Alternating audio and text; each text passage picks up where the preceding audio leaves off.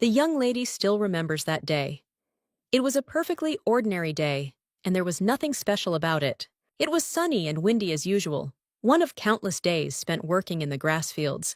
Then a voice accompanied by a bright light rang out and asked if the girl was Lottie Pion.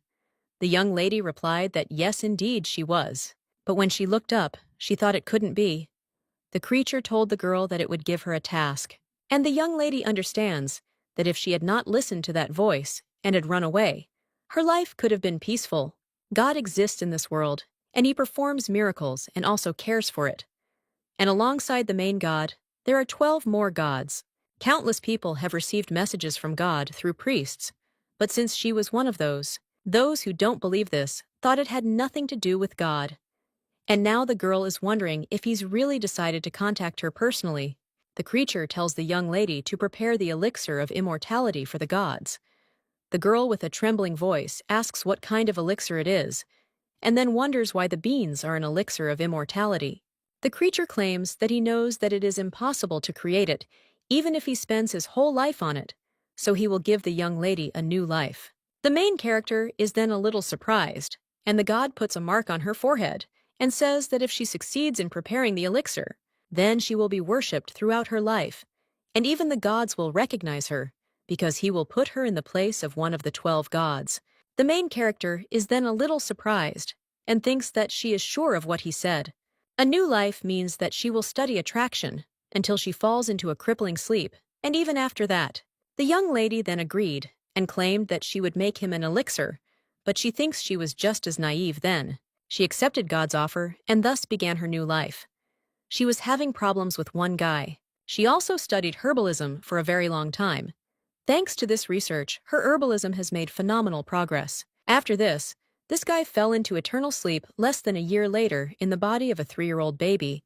It was only when the girl became older that she was able to restore her memories, and now the young lady understands that she should have known she would screw up, and the age at which people regain their memories and the reincarnation cycle were random. And what's more, now the girl is screaming why herbalism regresses with each reincarnation.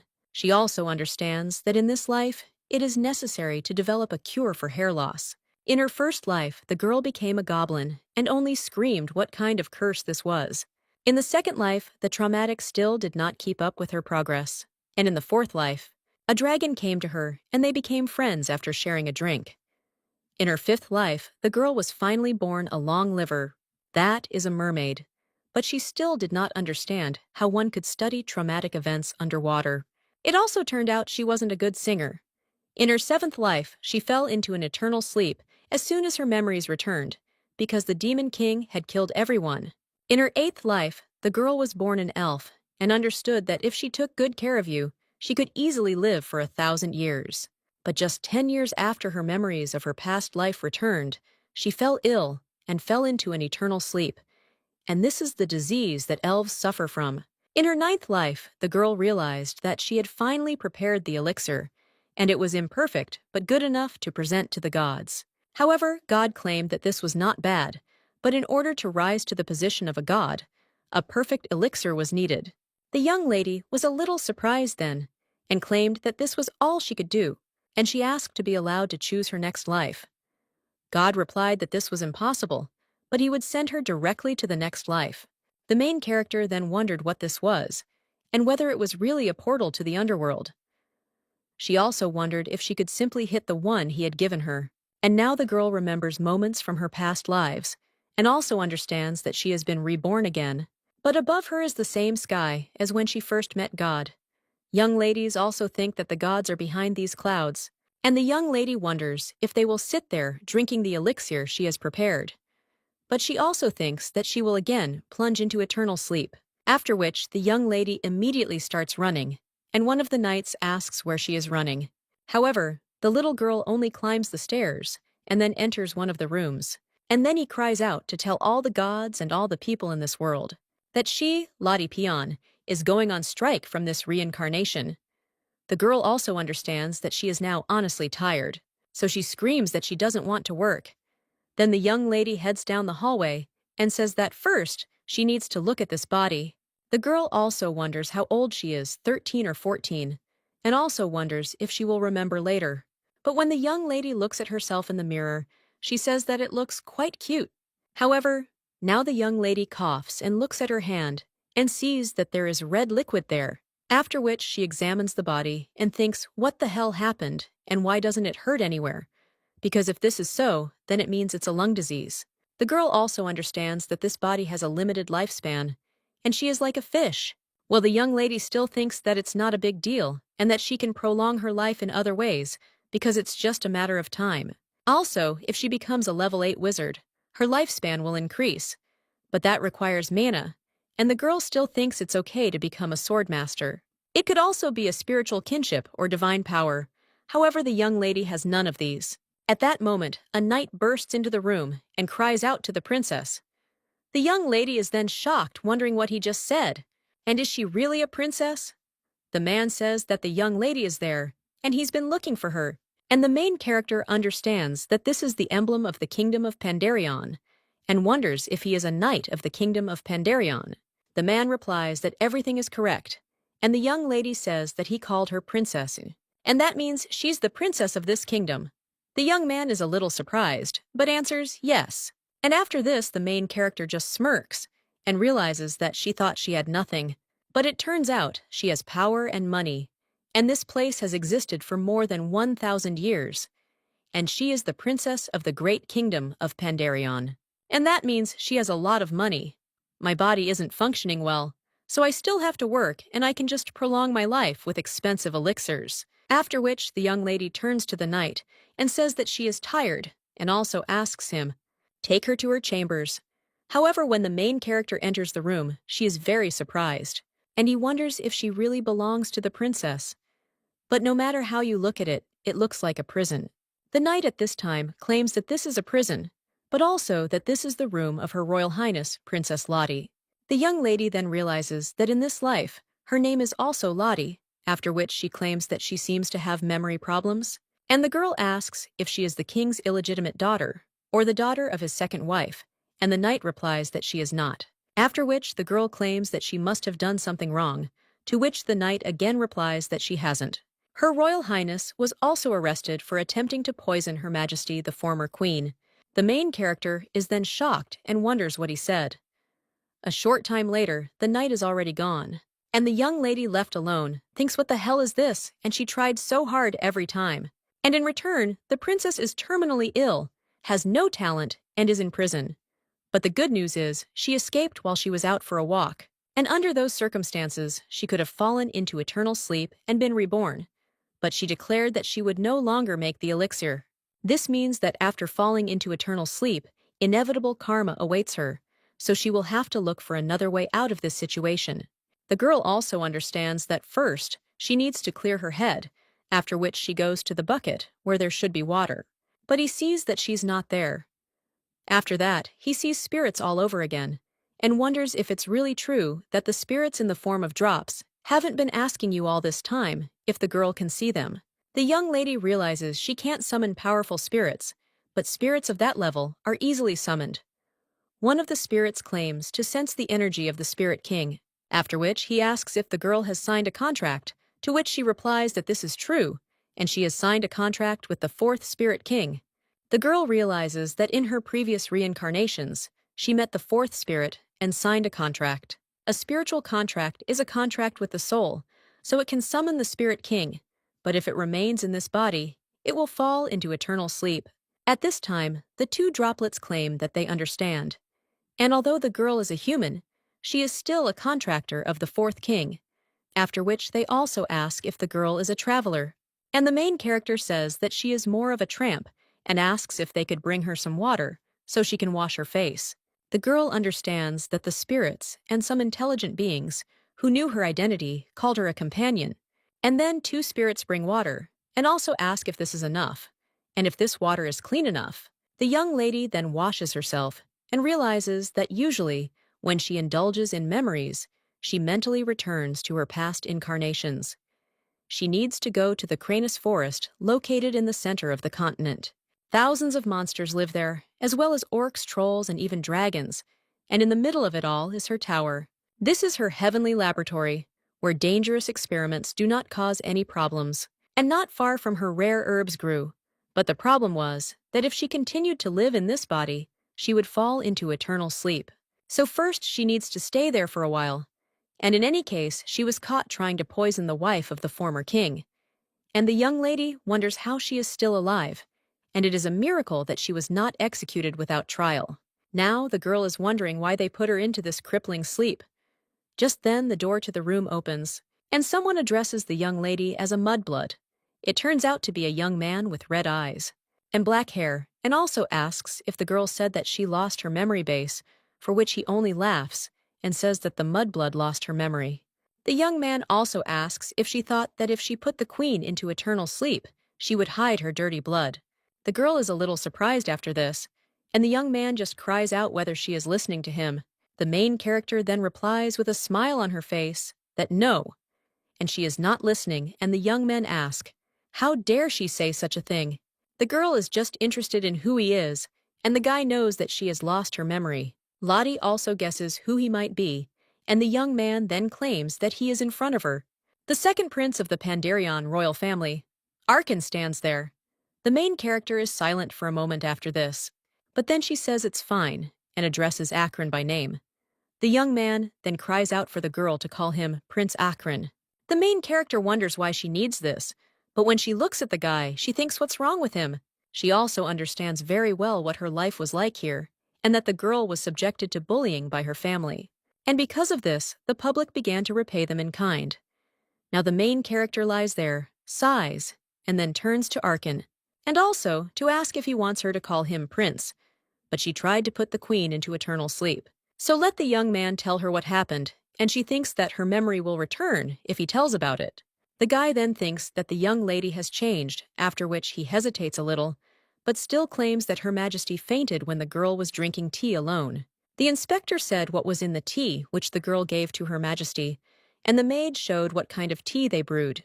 So now the young man points his finger at her, and claims that this means the young lady is guilty and asks if she understands. After this, the girl only smiles and thanks Arkan, and the young man only cries out whether she even heard what he just said.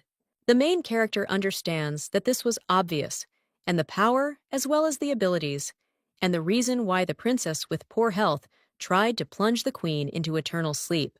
But none of that matters because the accusations are false. Now the young lady claims she needs to go somewhere. She also claims that she has a lot of work, so she has to go. However, the knight shouts for the princess to wait, but then someone else runs to her. It turns out to be a prince, and he stands in front of the young lady and also screams that no. He also claims that a criminal should not be allowed to leave prison so easily.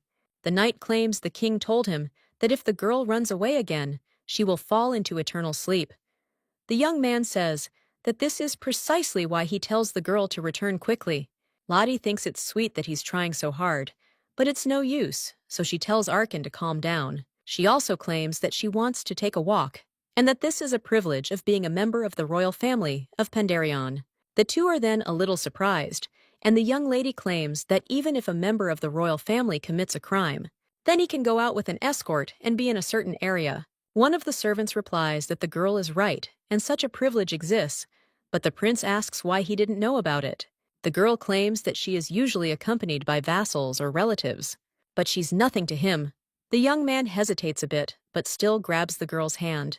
And he also says that there's nothing to worry about. One of the servants then turns to His Majesty and tells him to wait for him. Well then, the young man suddenly stops and cries out whether he is really her escort, and the girl wonders if it has just dawned on him. A little while later, the king is already interested in what the guy wanted to say. And the girl steps forward, and the boy understands that this is not usually how a parent looks at their child. At this time, the man turns to Arkan and asks what he was thinking when he brought the criminal there. The young man then becomes very nervous and tries to tell His Majesty the great king something. However, the main character stops the boy and asks him not to blame His Highness Prince Arkan, because it was she who asked him. The man then asks if she asked, and the girl claims that she just wants to clear her name. The king then claims that he heard the girl had lost her memory and asks how she is going to prove that she was unfairly accused. And the main character thinks that this is not how a conversation between a father and daughter should be, but the fact that he did not ignore it is a good sign. However, the girl then remembers something and realizes that talking to the king will be a problem. And she can't be wrong, but while her life is in danger, she will leave it for later. Now, the young lady claims she has one request. The boy then turns to her, a little worried, and asks what she wants to say. And the young lady then comes even closer and states that it will not take much time. And if His Majesty allows her to meet with the former queen, then she will prove that she was framed. The king then claims that Her Majesty the Queen is in very poor condition, and he asks if the girl really wants him to take her to the queen, after which he says that this criminal should be immediately put in prison. However, the main character only claims that 1 hour will be enough to clear her name. The prince then whispers to himself whether she has gone crazy, because if something goes wrong, she will fall into a crippled sleep. However, the girl tells him not to worry. The king then agrees, and the main character smiles, and also understands that often, of course, it will not be enough, but she will manage. However, then the man claims that he is only giving her 30 minutes, and the girl is shocked. Could it really be that God who did all this, after which the young lady heads to the queen's room? And he sees her lying in bed, in poor condition. The young lady also realizes that her condition is worse than she thought, and her breathing is very weak. But this is not due to her age. And it's not poison, and if it's not him, then the woman ate something wrong, and the tea leaves that she gave. They were popular in the capital, and there was nothing special about them. The girl claims there was no poison in the tea, but she was still kept under surveillance. And one of the servants claims that only 2 days have passed since they received the results. The girl also asks if they checked other foods that Her Majesty was eating at the time, and the man claims that she fainted after drinking the tea. But no poison was found in either the tea or the cup. The protagonist then wonders what the cause is and whether she's missed something. But then the girl suddenly remembers something and wonders if that's really true. A little while later, the two spirits say the young lady was right, and there was no problem with the tea. The protagonist then says fine, and she thanks them for their help and also understands that this was to be expected, because she turned out to be right. But the problem is different. At this point, someone announces that time is up and asks if the princess has checked what she wanted. The girl tells them to come in. Then the king and his 2 wards enter the room, the protagonist watching as one of them smirks. She wonders who it is, and she doesn't think that this guy is a knight or a servant. At this time, he sits down at the table and says that the girl can begin to agree to what the young lady, and says that, as far as he knows, the problem is not in the tea and in the water. The man says that's impossible and that the water came from a spring, but the young lady understands that it came from a spring created by fairies, and that this water gives energy to whoever drinks it. And it is spring water that enhances the taste of dishes, after which he claims that all members of the royal family drink this water and use it in cooking. And besides, why did only the empress suffer? The main character says that she will check, and this water is not for people with poor health. And the problem arose because tea leaves were boiled in this water. The girl understands that this water does not go well with the tea leaves, and the queen is one of the people with poor health in the palace. At this time, the man asks if the girl wants to say that the problem is in the spring water, and the main character says that this is true. The king then turns to the butler and asks if there is any tea left in the palace. The man replies that yes, and new tea was recently delivered, after which the king says that they should brew tea with water from the spring. A little while later, the tea is already being poured with hot water, and the main character realizes that she is ready to prove her innocence. Well, to do this, someone must drink it, after which someone addresses His Highness. And he apologizes, but claims that it is not easy to prove that the problem lies in mixing the products, and it will take a long time. And besides, he thinks Her Highness should drink the tea herself. The main character is silent for a moment after that, and she also understands that on the one hand, she is closest to the queen in terms of health. But on the other hand, this man is forcing her to do this, and the girl is thinking whether to refuse or have a drink. The king claims that this is not necessary, which surprises the two. The man insists he'll try the tea. At that moment, another servant approaches the king and asks him to do the same. They don't even know how to cure it. However, the king replies that they don't and says he'll try himself. He also thinks the princess knows a cure. The main character only smirks after this, and he claims that this is true, and the man asks Marquis Floyd if this is enough. The Marquis replies, "Of course," and then just get angry. The young lady looks at the man, and he also wonders whether it seemed to her, or whether he looks angry, after which His Majesty takes the tea in his hands, and he drinks it. Then he puts the mug on the table and is silent for a moment, after which he states that yes, and he feels something strange, but it's not enough to make him lose consciousness. The main character says that, of course that's true. After all, it is all because of the big difference in age and physical condition of His Majesty and the former queen. And this is the reason for the different symptoms. And in His Majesty's case, there will only be a slight pain in the stomach. The man says that just like then, he claims that he asks her about the queen, after which he wonders if the reason for such a grave condition lies in her venerable age. The girl replies that no, and rather that the treatment method is incorrect, since prescriptions for medications are still in use. They prescribed it based on poisoning. And as His Majesty understands, if they give me the medicine, the patient's condition will worsen. After which, the king turns to the chamberlain and orders him to schedule a repeat examination, as well as to find out the recipe for the correct medicine from the princess and prepare it. The man then replies that it will be done, and the main character understands that all charges are finally dropped. This means she will return to a room with good furniture and will eat, sleep, and play well, and then eat again and repeat everything else. The girl understands that the king might want to reward her, and then he wonders what she could ask of him. Well, then someone turns to the princess, and when the girl looks a little higher, she sees His Majesty in front of her, who says that he has a question. The little girl wonders when he came, but claims that she is listening to His Majesty, and the man asks who gave her such knowledge, and also, could it really have been her? The young lady then wonders the same thing he says, and the man once again asks if the girl received this knowledge from her, after which the young lady claims that she studied on her own. You man just closes your eyes and sighs. He also claims that the baby must be tired, and then he'll go. A short time later, the young lady arrives at Her Majesty's palace, and the main character looking at this building thinks it's a palace, but understands that the building seems to be strong. After which, the girl looks at the garden around her and wonders why it is in such a deplorable state. And when she goes inside, the girl realizes that all the furniture can break at any moment, and this is strange because she feels both good and bad at the same time. And it looks like a dollhouse with a beautiful layout.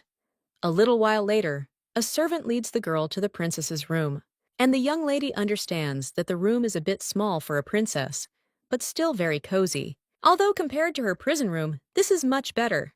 The young lady turns to the servant. She apologizes and asks how many people are assigned to her. The young man replies that he only knows of one maid. And at that very moment, someone's footsteps are heard. The main character turns around and wonders who it is, after which he sees a maid who turns to the princess with tears in her eyes. The servant says that this is the princess's personal maid, and then asks to be allowed to take his leave. The maid then, with tears in her eyes, claims that she knew that the mistress was not capable of such a thing, but they did not believe her. The young lady wonders if this is her personal maid and tries to calm her down. The girl then claims that she is very glad that the lady has returned, and that she was so worried. But she asks Miss Lottie, why was she completely silent today? Of course, she is usually a man of few words, but something has changed. The main character is then a little surprised and asks if this is really true, and also wonders if they are closer in this life. The girl also understands that in fact, she should remember about this life, but now her head is empty. Therefore, she claims that in fact, she has lost her memory and does not remember anything at all, and also understands that this is her chance to find out everything. The maid then asks in shock if the mistress has really lost her memory, after which everyone will pay for it, and also asks if this is all because of her. And this is because she was unable to pass on the medication for daily administration. After which, his girlfriend falls to the floor, apologizes, and claims that she should have taken care of it. But the main character grabs her hands and screams that it is not Betty's fault, and it is just an accident. So let the girl not blame herself. The maid then tries to object and also asserts that in the palace she is the only maid there, are only the two of them. The main character looking at the maid understands that apparently they were closer than she thought, and she thought frivolously that the loss of memory would not bother anyone. However, now the girl is only hugging the maid, and she apologizes for scaring her, and that it is not Betty's fault, and the girl also claims that if the maid becomes calmer, then let her help her regain her memories. After all, Betty is the only one she can trust. The maid then smiles sincerely, and she says she will help the lady, after which she tells the story. And to summarize, the young lady is 15 years old, and Betty is the same age as her. The crown prince stands over her, and Crown Princess Akron is below. And from the story, it's clear that there's a war for the throne between the crown prince and crown princess. This is all because they're the same age and both exceptionally talented. For example, Akron is a little inferior to them in qualities, and this child is better than she thought. But now the young lady is wondering why everyone hates her, because if we talk about her, there is nothing outstanding. However, the maid then claims that in fact the mistress is Her Majesty's child, and the main character is shocked and also claims that she heard that she is not illegitimate. The maid officially claims that the mistress is His Majesty's child, and that 10 years ago he brought her to the palace and declared her his daughter. However, Her Majesty accepted her as her own child, and the main character now thinks that this is the end, and everything is ruined, and if even Betty knows about it, then absolutely everyone knows about it. The young lady also remembers how the king asked if she had given this knowledge about the girl, and understands that he must have been talking about her real mother. And now she even understands why the queen and others hate her, but she wonders why the king adopted her. The maid at this time turns to Miss Lottie and says that this is not the most important thing now, and the young lady is only interested in whether there might be something that might surprise her more. Betty claims that they don't have a single piece of food left, so all they can do is starve. The main character is then shocked and wonders if this is all real, and the girl claims that there are some sprouted potatoes left and asks whether she should cook them for dinner. After this, the main character says that she would not like to, and suggests that the maid take a rest because she will find some food. Betty then says that no, and if she asks to work in another palace, then they will have some money. However, the main character says that this is not necessary. Well, then someone bursts into the room, and when the young lady turns around, she sees the prince there. The young man is only interested in why it is so dirty there, and the main character thinks that he should sympathize with them. A little while later, they are already sitting at a luxurious table and eating. The maid says it's incredibly delicious, and the heroine agrees. Meanwhile, the prince asks if there are no cooks in the palace. And are they starving? The maid tells the master no, and they're not starving. They've simply not eaten for several days. The young man then insists that this is what constitutes starvation. The main character asks why Arkin came. The young man then looks away and says it just happened, and he was worried. Lottie asks if everything is really like this, and the young man, embarrassed, cries out that everything is wrong and he wasn't worried after all. The main character wonders if this is true and claims that she was worried about him, after which the young man is surprised and asks if this is true, and also if she was worried. The girl replies that she had to leave quickly, so they didn't even talk, and she was afraid the king would punish the boy. The young man then asserts that she's in no position to worry about him so much, and the main character just thinks how cute he is. But then the main character notices that something strange, and looking closer at the young man's hand, he realizes that there is a fresh burn mark there. That same evening, the young lady thinks about what she saw today, and understands that, if the young man were at least a little older, she would not have been so worried. And frankly, she was always aloof because she drew boundaries between family and friends, because this was the only way I could fully immerse myself in science. But small children are excluded, and they are the only ones who desperately need help. Therefore, she will help him, and the girl also thinks that the main thing is for her not to fall into eternal sleep. At this moment, someone turns to Miss Lottie and tells her that it is time for her to get ready. Lottie says that yes, and they need to get ready, and the maid asks where they are going. The main character claims she'll need to clean. A short time later, the girl is completely exhausted. He claims that they have finally arrived, and thinks that she almost went crazy on the way. The maid then asks if this is really the prince's palace, and the girl replies that she will need to do something there. At that moment, someone turns to Princess Lottie and apologizes for meeting her so late. This turns out to be one of the words and claims that he will lead the lady into the living room, to which the girl agrees. A little while later, the young lady is already drinking tea, and the man claims that he brought her what the princess asked for, to which the girl thanks him. The servant hands over a list of servants' maids and other staff, as well as everyone who works in Her Majesty's palace. The main character realizes that there are many oddities in her palace, and firstly, there are actually many rooms in the palace, but only a few are used. the dining room is off limits, and the other open rooms are completely bare of furniture. And secondly, there are practically no products, and the quality of those that are available is very poor. Usually, considerable sums of money are allocated to maintain the status of the imperial family, but the girl wonders where all her budget goes. The main character examines the scroll with the workers, then hands it to Betty and tells her to take it. The girl then thanks the servant and also states that she would like to personally thank the prince. However, the man claims that, unfortunately, he is currently having his morning lesson. The main character asks what kind of lesson it is, and the man replies that it is world history. The young lady understands that it is not surprising that a teacher was invited for the young prince, but something is not right there, and the girl then asks if she can attend this lesson. Well, the man replies that unfortunately, he is afraid it will be difficult to do, and also the Viscount does not like guests in his lessons, after which the young lady says that this is understandable and nothing can be done. The girl also asks if she could get some more food, because she will return everything when she gets money for next month. The man insists that everything is fine, and they live to help others, after which he asks if the princess is looking for anything specific. The young lady says she doesn't even know, after which she turns to Betty and asks if she can check. After which the main character pulls the maid closer to her and whispers to her to stall for time, because she needs to find out something.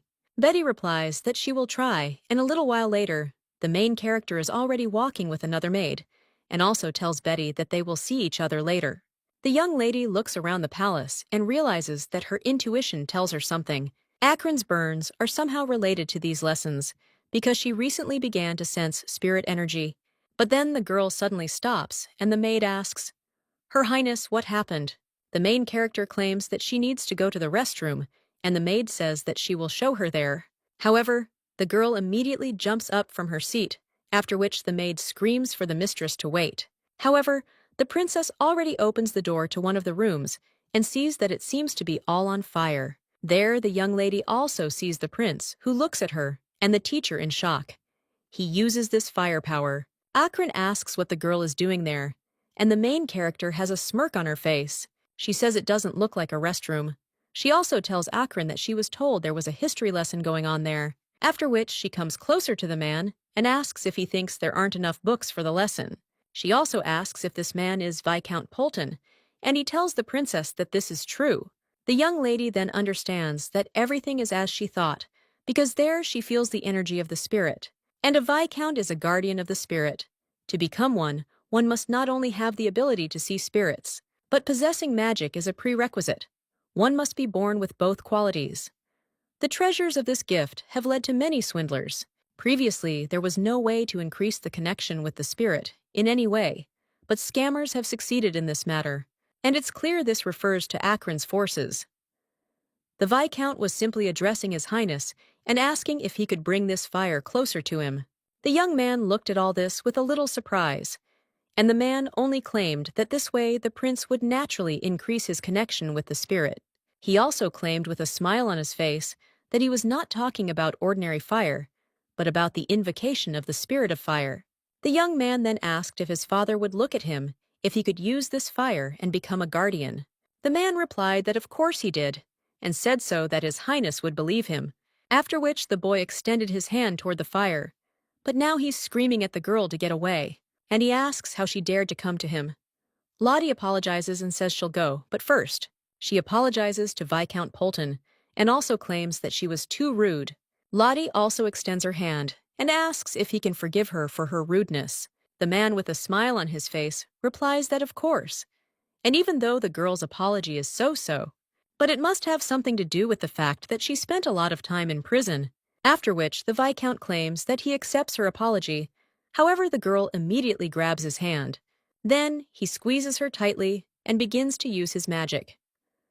The Viscount feels intense pain and then falls to his knees, and looking at the princess, he thinks how she can possess such powerful strength since he made a contract with a mid-level spirit. The girl understands that it is difficult for a guardian who has entered into a contract with a mid-level spirit to resist her power. And she is the person who made a contract with the Spirit King. The boy turns to the Viscount and asks if he's all right. Well, when she looks at the man, she sees that he's already passed out. Meanwhile, the main character turns to Akron and she says it's impossible to increase the bond by exposing oneself to the spirit of fire. The young man then asks how she knows, and the girl replies that it's a classic scam. And this man deceived Akron and took advantage of his despair. The boy cries out that this can't be true. After all, this man said that if he connects himself with the spirit of fire, he will gain a connection with Celeste, who is a mid-level spirit of fire. And the boy claims that then he too will be recognized, after which he begins to cry. And he cries out that he wants to be recognized. The girl is a little surprised by this, then moves closer to the young man, and she hugs him, and also states that it is not necessary to receive recognition, so he should not even think about it. Lottie also claims he's amazing in his own right, and asks if he understands. The young woman understands that there's no need to follow a path that doesn't suit you, and that you can find another way. That road that will be fun and interesting, but now drops of red liquid are dripping onto the floor, after which the main character realizes in shock that this red liquid is coming out of her nose. Then the girl faints. The young man is very surprised and cries out the girl's name. A little while later, the main character opens her eyes and sees Betty. The maid asks if her mistress has finally opened her eyes, and he also wonders if Lottie even understands how worried she was, because the lady suddenly fell, and she didn't regain consciousness for 2 days. The main character, then shocked, asks if she really slept for 2 days, and also realizes that she lost consciousness after only a slight effort. The girl also notices that this room is too luxurious, and she has not been there before, after which she asks where they are. Well, then someone claims this is his room. The young lady then sees the prince. She then turns to the maid and asks if she'll step out for a minute. Betty replies that she will, and she'll take care of business. The main character turns to Akron and asks if he's okay. He replies that he is, and the girl asks what happened to the Viscount. The prince replies that he was fired. Lottie argues that he deserves public punishment, and he wondered if the prince was going to tell His Majesty about this. However, the young man insisted that he would. If he tells His Majesty about this, he will look like a real fool, and his brother and sister will not communicate with him, so everyone will be irritated when they find out he's been deceived. The main character then watches silently as the young man cries. Then she turns to him and points to the bed, inviting him to sit down. The guy does so, and the main character comes a little closer to him and claims that he did nothing wrong. And people can make mistakes, and little children do it even more often, and it's not their fault. After all, the boy was trying to find an answer. The young man then says that he is so lonely, and the girl replies that everything is fine because she will be next to him in her thoughts.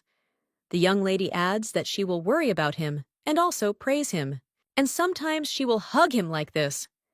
The young man realizes at this time that he has never felt such warmth, and he was just angry, after which the guy apologizes for laughing at the mudblood. And the girl claims that he is just a baby, so there is nothing to worry about. And then the young man asks, "What is she talking about?" He's 10 years old. The main character then looks a little surprised and asks if he's really 10 years old. And after that, the guy just gets angry and screams at her to stay there until she gets stronger. Then the young man leaves the room, and the main character realizes that he looks much younger. Well, he wonders if it's just outside.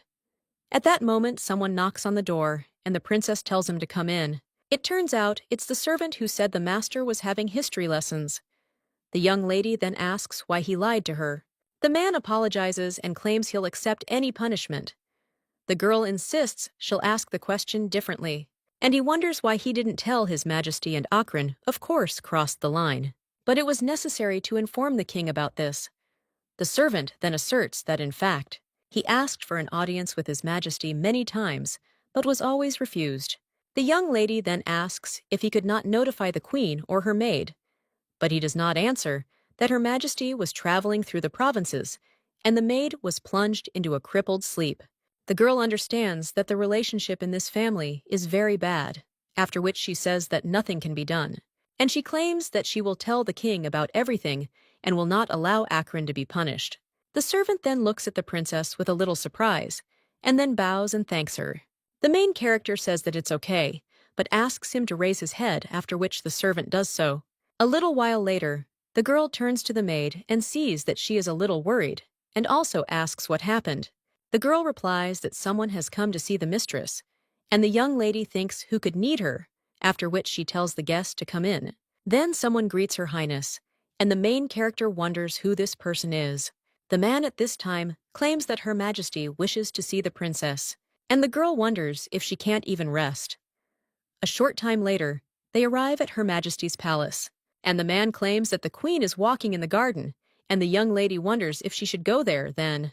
The butler claims that the lady must first visit several places, and the young lady wonders where she's supposed to go. A little while later, the girl finds herself in the bathroom, and she wonders what this is and why they're treating her like this. One of the maids. He asks the princess if the water is warm enough, and the other one says she will bring her something to drink. A little while later, the girl is also dressed and asked which accessory she prefers. The young lady realizes that even if she sells just one of these expensive items, she will not have to go hungry for months. Well, now she's wondering why they're doing this, and whether they really gave the dress as a sign of hospitality. One of the maids claims that it is Her Majesty's order to give the dress and jewelry to Princess Lottie as an apology. The main character then thinks that these maids are also victims and remembers how the guy claimed there were maids who testified against Lottie. Now the young lady just gets up and says that after meeting with Her Majesty, she will make a decision. A short time later, the girl is already out in the garden. The queen is talking to someone and insists that the Bariotras are rebelling in recent days, so they should increase their wages. The maid who is near the main character addresses Her Highness and claims that Princess Lottie has arrived. One of the servants at this time bows and states that a guest has come to see Her Majesty, so he leaves her, and the woman says that it is good. Then he turns to the young lady and tells her to come over to him. The protagonist looks at the woman, and she realizes that she learned from Betty how the current king ascended to the throne. So that His Majesty would have a solid foundation, she abdicated the throne, and the girl wonders if such a man cares about a helpless girl like her. At this point, the woman says that they have said hello, and now they can sit down. Well then, the main character feels someone's gaze on her and understands that it is of course the maid, and that the situation could repeat itself.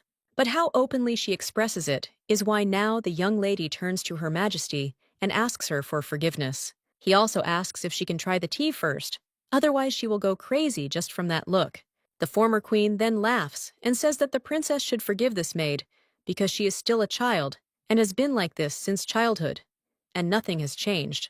Well, the main character says that nevertheless, she is sure that this maid is one of those who can distinguish between public and private affairs, after which the woman says, "Yes, of course." The maid then bows and apologizes, and he also claims that they had no evidence, but they continued to suspect Her Highness. The Empress then sips her tea, and the young lady is silent for a moment, after which she declares that she forgives them. And of course, she should have been very skeptical about this, but instead, let them continue to serve Her Majesty diligently. The maid then replied that yes, she too would follow Princess Lottie's words. The Empress then claims that the girl forgave more easily than she thought, and that the young lady could have been more indignant. The girl replies that if she were really angry, Her Majesty would immediately end their conversation. Lottie understands that she shouldn't forget that she's only a child, and even the king has said so, even though children are more reserved. As for her, she can't be sure, but she certainly can't play with fire, and the young lady asks if Her Majesty is interested in anything else. The woman claims that the girl refused the gift and asks if there is anything else she wants. Yulia understands that she refused a gift, after which no one will remember her for a long time. I now assert that she would like to enjoy tea with Her Majesty. The young lady also realizes that she needs to demand something that can create a connection between them, and the woman now claims that she is already free today, but asks the girl to tell her why she wants to spend time with her. The little girl then asks if she has a reason for this, and then states it. He wants to get closer to his grandmother. The woman starts laughing at him after this and says it's amazing. After all, the little girl used to be a completely different child, and the girl claims that this is because she almost fell into eternal sleep in prison, and she has gone through a big test, and she also asks if that is the reason for her changes. The woman then claims that she will then ask her a question, and claims that he heard the girl run away during a walk and shout something in an ancient language. The main character then thinks about what she is talking about, but then remembers how she told the gods that she was declaring a strike, and he realizes that she truly spoke an ancient language. Lundo is her native tongue, and the language is from her first life, But now it is an ancient language, and after rebirth, the girl used the language familiar to her. And now the young lady says that this is how it all happened. The Empress asks if this is an ability that arose on the brink of life, or she's just reliving her old memories. And the woman claims she's too busy for tea, but will give her this in return, after which he hands over his bracelet and says that they will see what the girl is really capable of. The young lady then smiles sincerely and thanks the Empress, and then she remembers. She came not only for this, and asked about Her Majesty's health, to which the woman replied that it was already better, and the young lady apologizes, and also asks if she can check on her condition. The woman replies that yes, after which the young lady takes her hand in hers and states that it will not take long. The girl even wonders if the Empress has a chronic illness since she'd been seriously injured, before he then asks if it's noticeable, and says it's true since they tried to poison her. Lottie understands that, because of the poison she took, she still has not been able to regain all her strength, and it is a miracle that she survived, although she still often loses consciousness. The young lady also approaches the Empress and asks if she knows about mandrake. The woman replies that of course she does, and that it's an ingredient for magicians. Lottie replies that it can also be used as a medicine if you drink a strong brew, and it restores lost energy. Mandrake from the southern part of the continent is considered the most effective. The girl asks if she can have some of this remedy. The woman replies that yes, and if she finds mandrake roots, she'll give them to the young lady. She also says it's amazing and asks how the girl knows all this. The main character then says that she simply read a lot of books. A little later, the girl is already looking at the remedies she made from this root. He also understands that it was a huge challenge to obtain and prepare mandrake, but drinking it is even worse. However, the girl understands that she must do this, after which she drinks anyway. And then he starts coughing and claims that it's disgusting, and the maid asks if the mistress really needs to heat the room. The young lady replies that yes, it is necessary, because yesterday she drank and was able to easily walk for a whole 10 minutes. Betty then asks what the list on the table is, and the young lady notes that it is people assigned to her palace and fellow maids. Betty then asks what she is talking about and claims that there are so many people, and also wonders if they all belong to the palace. The main character then claims that she wants to ask whether Betty's salary is paid on her behalf, to which the maid replies that yes, and that is true, because she receives everything from Her Highness. Lottie then realized that labor and medication costs were the highest, but Betty was the only one there, and she wasn't getting any medication. The girl also thinks that because of her weak body, it is easy to deceive with the price of medicines and the subsequent big expenses. These are bushes and flowers, but everything in the yard is in a paid state. And the girl understands that from the first day they brought in the cheapest and worst things and simply planted them in the ground. So a lot of money was stolen, and the young lady asks who the old dean is. Betty replies that it is the Baron, and he is a good man because he often came and also checked the mansion. And he even helped her, after which the main character wonders if it was really him who stole her money. She also says that everything is clear. Then she turns to Betty and says that she wants her to help her. A little while later, someone approaches the Baron and asks why he is running away again. The man asks what they are saying and whether he is really running away, and the other man says, okay, and he wonders when the Baron will give him back his money since he has been his debtor for a long time. The blonde tells the guy to calm down and asks why he is so worried, because he will soon return his money to him, and that he should not worry because he has been a regular at the gambling house for 10 years. And the man knows that he knows who to take money from because it can be done. This mudblood. However, another man claims he's heard bad news, and rumors say she's caught the eye of Her Majesty. And the money he spent should go unpunished, only because no one from the imperial family looked at it. The Baron then tells his colleague not to worry, as these are just rumors. Or two men claim that one can only hope. After all, many people besides him are interested in the rumors. The man also recalls how the border guard insisted that everything was true, and how Her Majesty and Miss Lottie drank tea together. So now he just continues and claims that it was the mudblood who attracted the Empress's attention. He also claims he must fix it. The man realizes that the box he knew is dirty. She was a stupid, immature little girl, and her self-esteem was shattered into pieces. The man claimed that her mother was as insecure as she was, so it was better not to get close to other members of the imperial family. After all, the little girl is too incapable, and she understands that only he is worried about Her Highness, and she can only trust him, and it has been like this for 10 years. So the man thinks that he cannot lose his life, but then he tries to calm himself down and thinks that everything will be fine. This man will never abandon him. A short time later, he comes to the young lady's mansion, and the main character greets him. The Baron only smiles and says that they haven't seen each other in a long time. Her Highness. And he must also introduce himself again, after which he claims that his name is Leold Dean. He is also responsible for Her Highness's palace. The girl then looks at its decoration, and she thinks that it's kind of strange, after which she says that she's glad to meet you, and her name is Lottie Pandarian. The girl also asks if she can introduce herself like that, and the man replies that she can too. He also understands that even if memory is lost, then of course the person does not change, after which he claims that he heard about the unpleasant incident and had to find her. The man also says that he was late because his grandmother went to God, but he thinks that she actually passed away 3 years ago. The young lady then, a little surprised, says that it's okay, and if only she knew. She should have been more concerned, and the girl apologizes.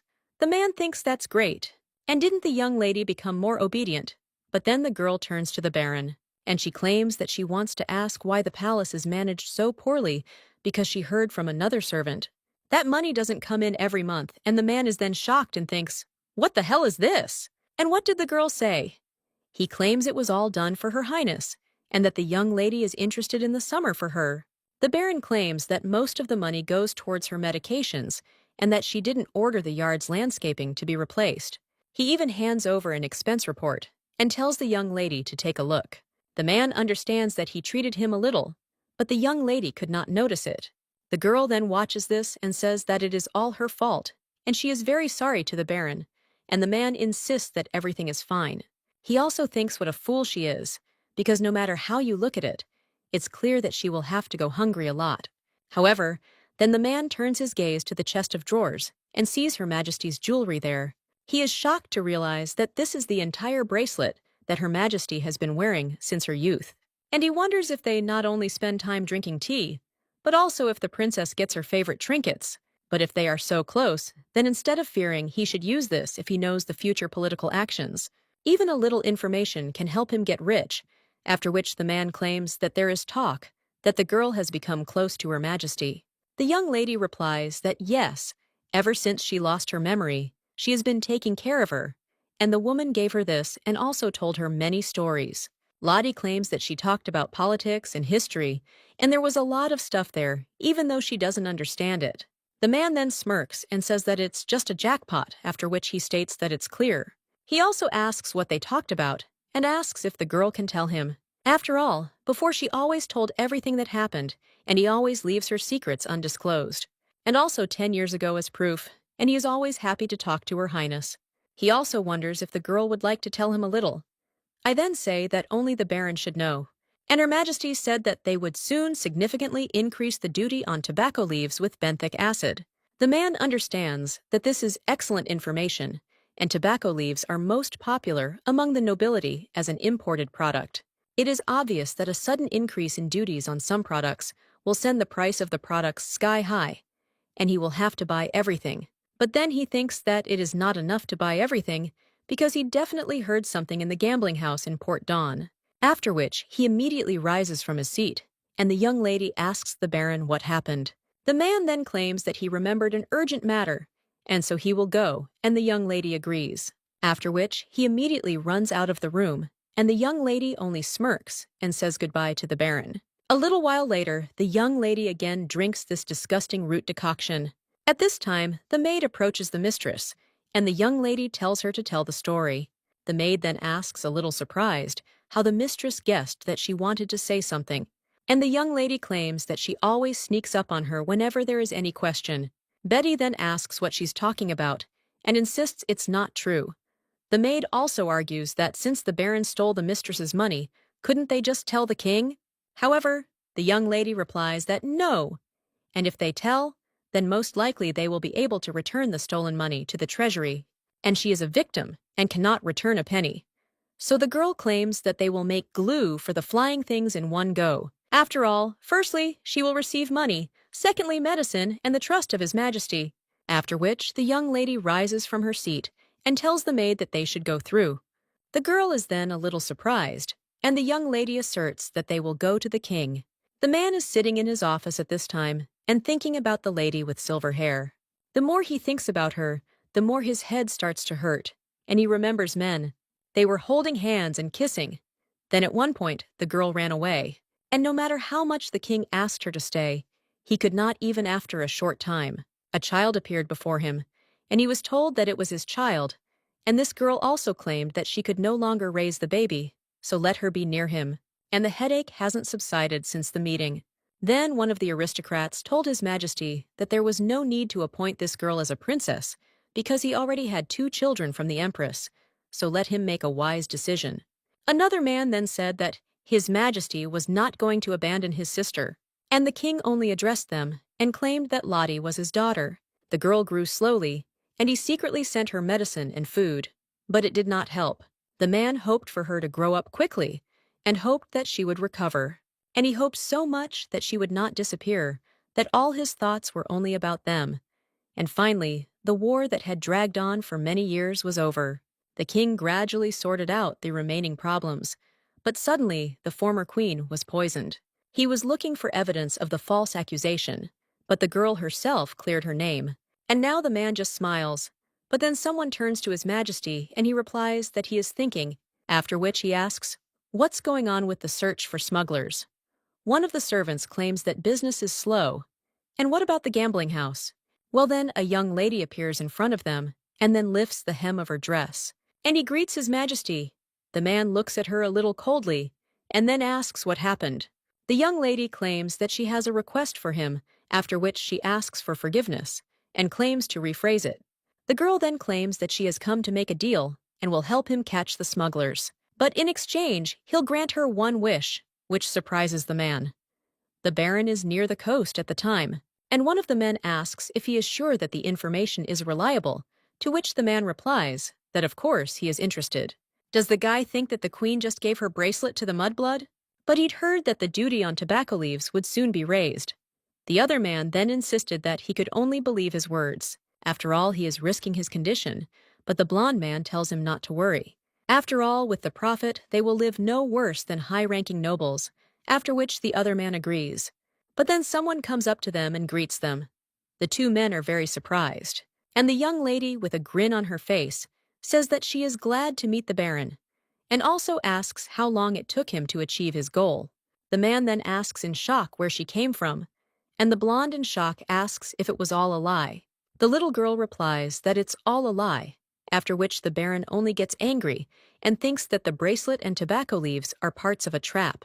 I think the man is saying that it was stupid to come alone, because she could have at least captured a couple of soldiers from them.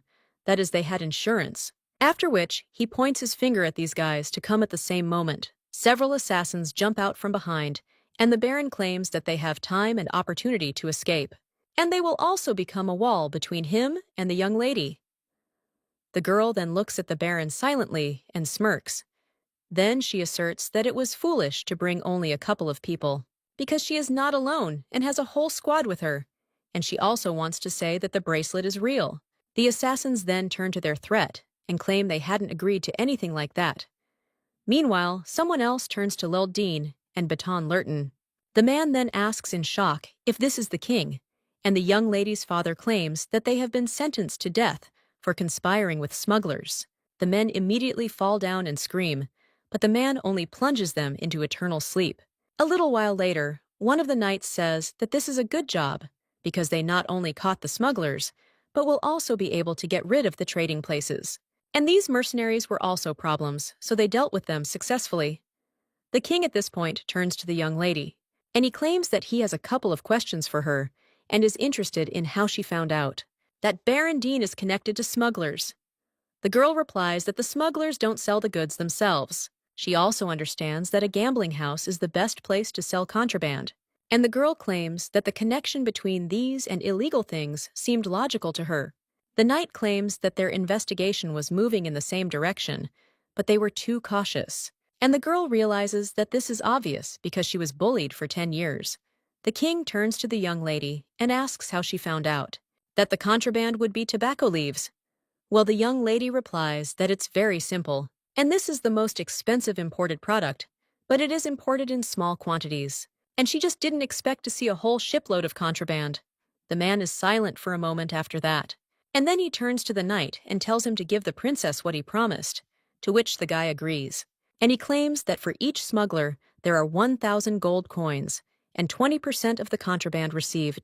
The main character looking at all this thinks that it is wonderful, but understands that this is not the end.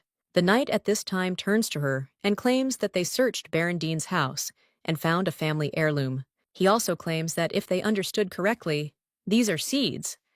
The young lady notes that, yes, that's true. The girl also realizes that on the day they met, she noticed a brooch with an engraved star flower. But this flower no longer grows within human reach. Unlike his ancestors, the Baron did not know its value, and probably for this reason, the flower was on the family coat of arms, but consequently, the seeds were preserved as a family heirloom. And the girl understands that a simple person cannot grow a star flower, but neither can she. And the young lady is confident of her success. Meanwhile, the emperor turns to the princess, and he claims that he listens to her desires, and the girl can ask for whatever she wants, because he will fulfill any of her requests. After which, the main character asks him to talk to Akron. The man is a little surprised and asks, does she want him to talk to Akron? He also claims that he receives daily messages about the guy's condition, so there is no need for this. However, the young lady claims that she is talking about something else, and wonders when was the last time he spoke face-to-face with him. The man replies that he often asked how he was doing, and the little girl asks if the answer was always the same, to which the man is surprised. And he remembers how the young man responded to His Majesty every time, and how everything is usually fine with him, and he will also continue to try his best, and he cannot afford to disappoint His Majesty. Now the man understands how distant he became from his children, and the young lady understands that it's true. The girl also wonders if he really believed it, that a 10-year-old child feels the same thing every day, but even adults experience different emotions, and children are even more emotional. The girl also understands that children can talk for hours about the new birds. They saw the sky that was different from yesterday's cloudy one, and the stars at night. Well, when a child repeats the same thing day after day, he tries his best to gain recognition, and it is very easy to make sure of this. So now the young lady is telling His Majesty to talk to Akron. He told her what had happened today, and about his difficulties. The girl also told them to maintain eye contact, for communication to be pleasant. This is her desire, and this time she asks for it. The man shouldn't scold Arkin, even if he does something wrong. The king then asks, what about the baby? And isn't there anything she wants for herself, and not for Akron?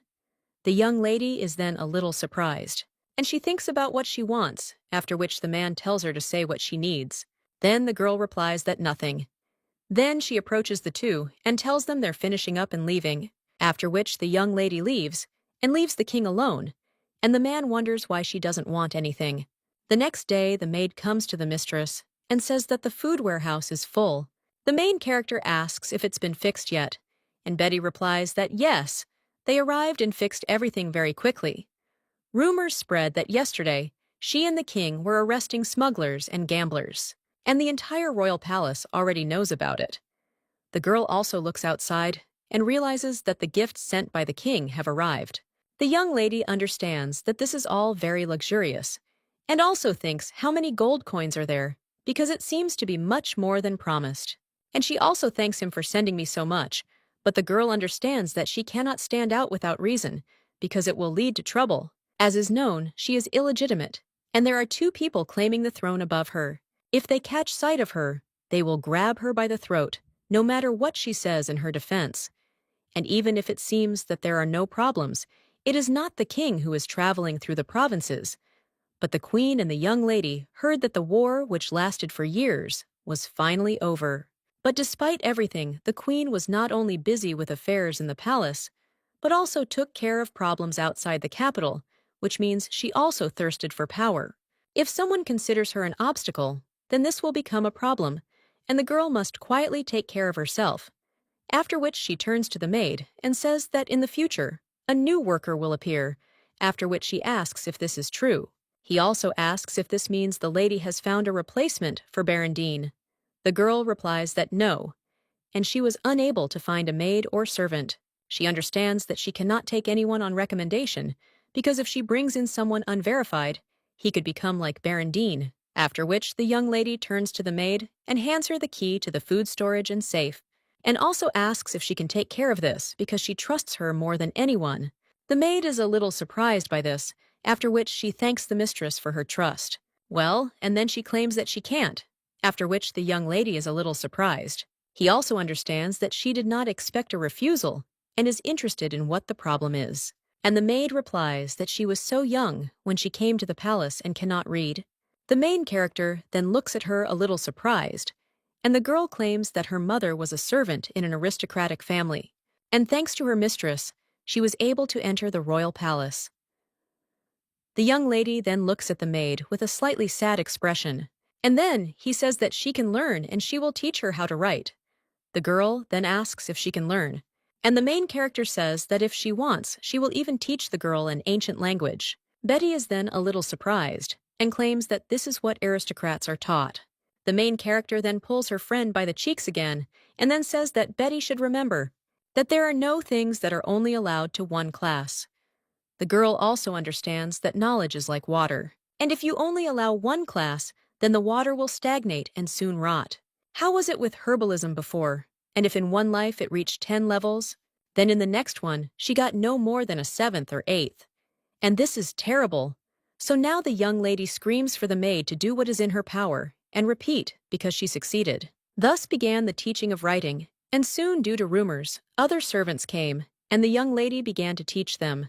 The lessons went very well, and by the end of the day, the girl already felt very tired. She understood that if views on education were transformed, more people would study. But then she gets a little upset and thinks that it's impossible because she won't do anything. And this won't work because she just needs to lie around. But at that very moment, someone enters the room and screams. The young man then says something that begins with EE, but cannot say anything beyond that letter. And the main character asks if he really needs the restroom, and the young man then screams that it's not that. He also claims that His Majesty asked him for a meeting. The little girl then wonders if he's finally done it, and apparently it took more time to finish the job with the smugglers and the gambling house. At this time, the guy asks why he called him, and maybe he found out about Viscount Polton. And is he really calling him to punish him? But the young lady replies that no, and she doesn't think so. After all, he just wants to talk to the guy. And if he wants to tell him something, then let him do it. Akron is a little surprised by this, and also asks if he can do this, to which the young lady replies that of course. The young man then claims that there are indeed many things he would like to discuss, and this is the horse he recently raised. He also wonders if the girl knows what name he gave him, and he named the horse Alexander Alfredo Sebastian Zonda III. He also got a 100 in his last philosophy class, and the teacher said he was a genius. The little girl then says that yes, he is a genius, and it seems the guy cannot talk to her more simply, after which the young lady tells him to call her Nuna or just Lottie, and when they are not alone, let him observe minimal politeness. The young man becomes a little embarrassed after this and claims that he can do everything, and the young lady understands that addressing her this way may be too rude. At this time, the guy very embarrassedly says Nuna, and even with a mistake, after which the young lady, he repeats this mistake and laughs about it, and the young man sits there red as a tomato from embarrassment.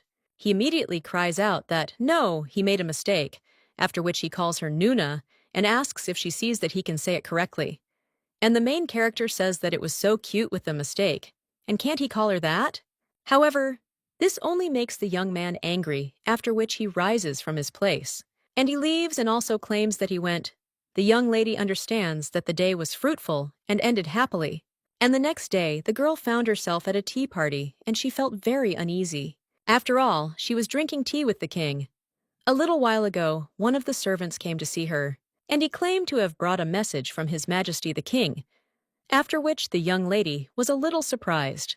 And the man claimed that the sunny day was perfect for tea, so the young lady wondered why he wanted to go to tea with her, and also what happens after, which she understood that there was no reason to refuse, and claimed that it was fine, and that she would also come. A short time later, they were already heading towards the palace. Then the young lady butler asked if this was Countess Selah. The main character then looked in that direction, and one of the servants claimed that he understood the current situation, but still he can't help in any way. The woman then tries to say something. At this time, the young lady turns to the butler, asking if they know each other, and the man replies that yes, this girl has worked as a servant in the royal palace since childhood.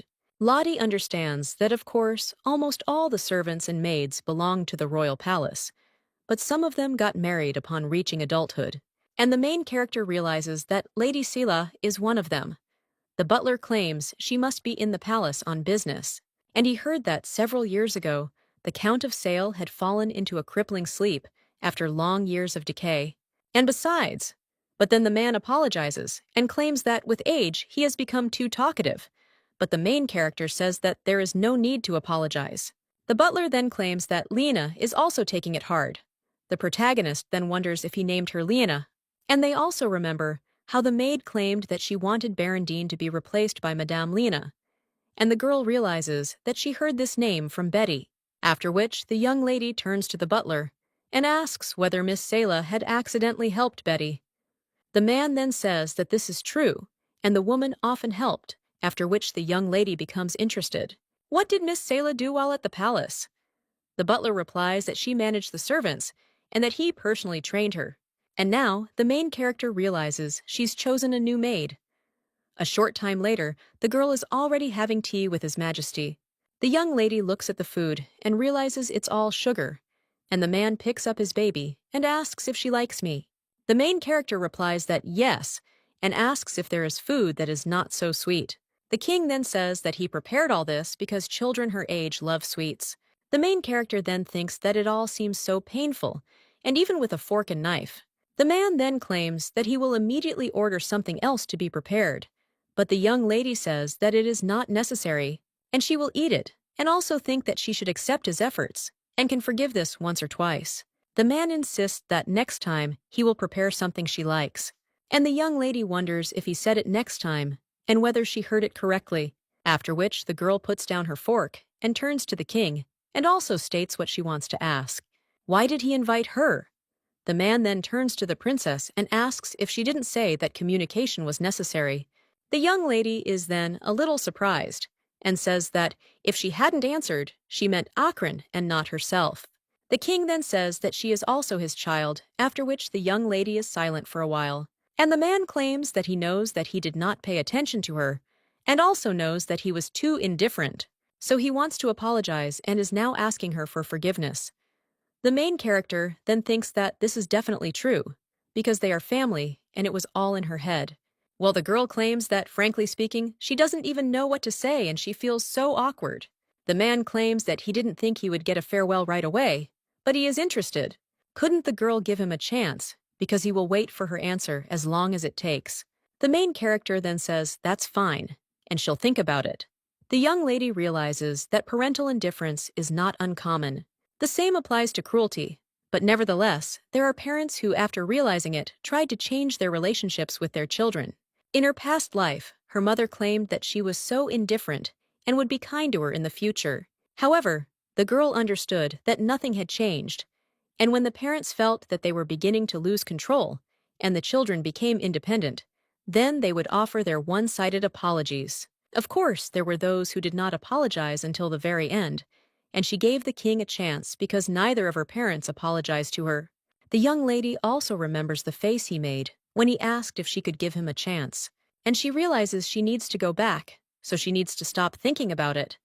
The girl also realizes she feels like she's forgotten something, but then the young lady remembers she'd forgotten all about Miss Sale. The girl sighs and says she was rejected after all, but at that very moment, she hears someone calling to her, and when she turns around, she sees the princess. At this time, the main character asks her to wait because she wants to talk. The woman then, in shock, asks if this is really a princess, and also asks if she is okay. The girl realizes that this woman's touch seems so familiar, and she wonders if she knows her. The girl replies that of course, and that the girl is after all the second princess of Lottie Pendarian, and Betty serves her. The woman also claims that she often brought her food, but the girl must not remember, as she was only a child. The main character says that this is how she understands that maybe she shouldn't pay attention to this, but she wants to check, after which he claims that she lost her memory due to illness, and the woman speaks in shock that it is terrible, after which he puts his hands on the shoulders of the young lady and asks if Her Highness is in any pain now. And of course she's in poor health, but the main character realizes that she has a level voice, a weapon that's used to supporting others, and an overreaction to pain. And that faint scent emanating from Selah. The main character then says she's fine, and it was just a minor accident. And the woman then says, "Isn't memory loss a serious accident? After all, she should be more careful." The woman is also a little surprised, and claims that she seems to have said too much, after which she apologizes. And she also tells Her Highness that she must go, because she is expecting a child. Lottie sees bags under her eyes from lack of sleep, and her bitten lips as well as her eyes, which had long since lost their sparkle, so that undoubtedly even the loss of her memory had not erased the imprint of Miss Selah on her. Now the main character turns to the miss and asks how sick the child is. The woman then asks what it was. She was wondering who told her, and the young lady understands that it was easy to understand. After all, a woman is so sensitive to words about pain, and the scent of medicinal herbs seems to envelop her body. But something else gave her confidence. Eyes full of self-loathing. That's why the young lady now claims that everyone gets tired of constantly caring for someone else. The girl also understands that it is not easy to always be a seriously ill person without having the opportunity to heal him. Well, you need to keep moving forward, even if you don't see the end, and the bright smile disappears from your face, and the energy leaves the body, and the one who was already caring becomes a real patient. For anyone, this is a very difficult test, and the accompanying feeling of guilt that nothing can be done. The woman just starts to cry at this point, and the main character takes her hands and says that Miss did an excellent job, and she deserves credit for going this far. But then the woman asks, "Isn't she a terrible mother? And how can she call herself a mother after everything that happened?" However, the main character claims that she does not think so, and she did everything in her power. Then the young lady watches the woman cry, and a little while later asks what he is sick with. The woman replies that he has Roman fever, and the young lady understands that they say this fever originated in the region of Rome on another continent. Local residents suffered from it as if it were a common cold, but in other regions it became a serious problem, and the bodies of the sick were completely covered in red spots and suffered from fever until they fell into eternal sleep. The most terrible thing was that they got better, and then worse, literally sucking the life out of a person.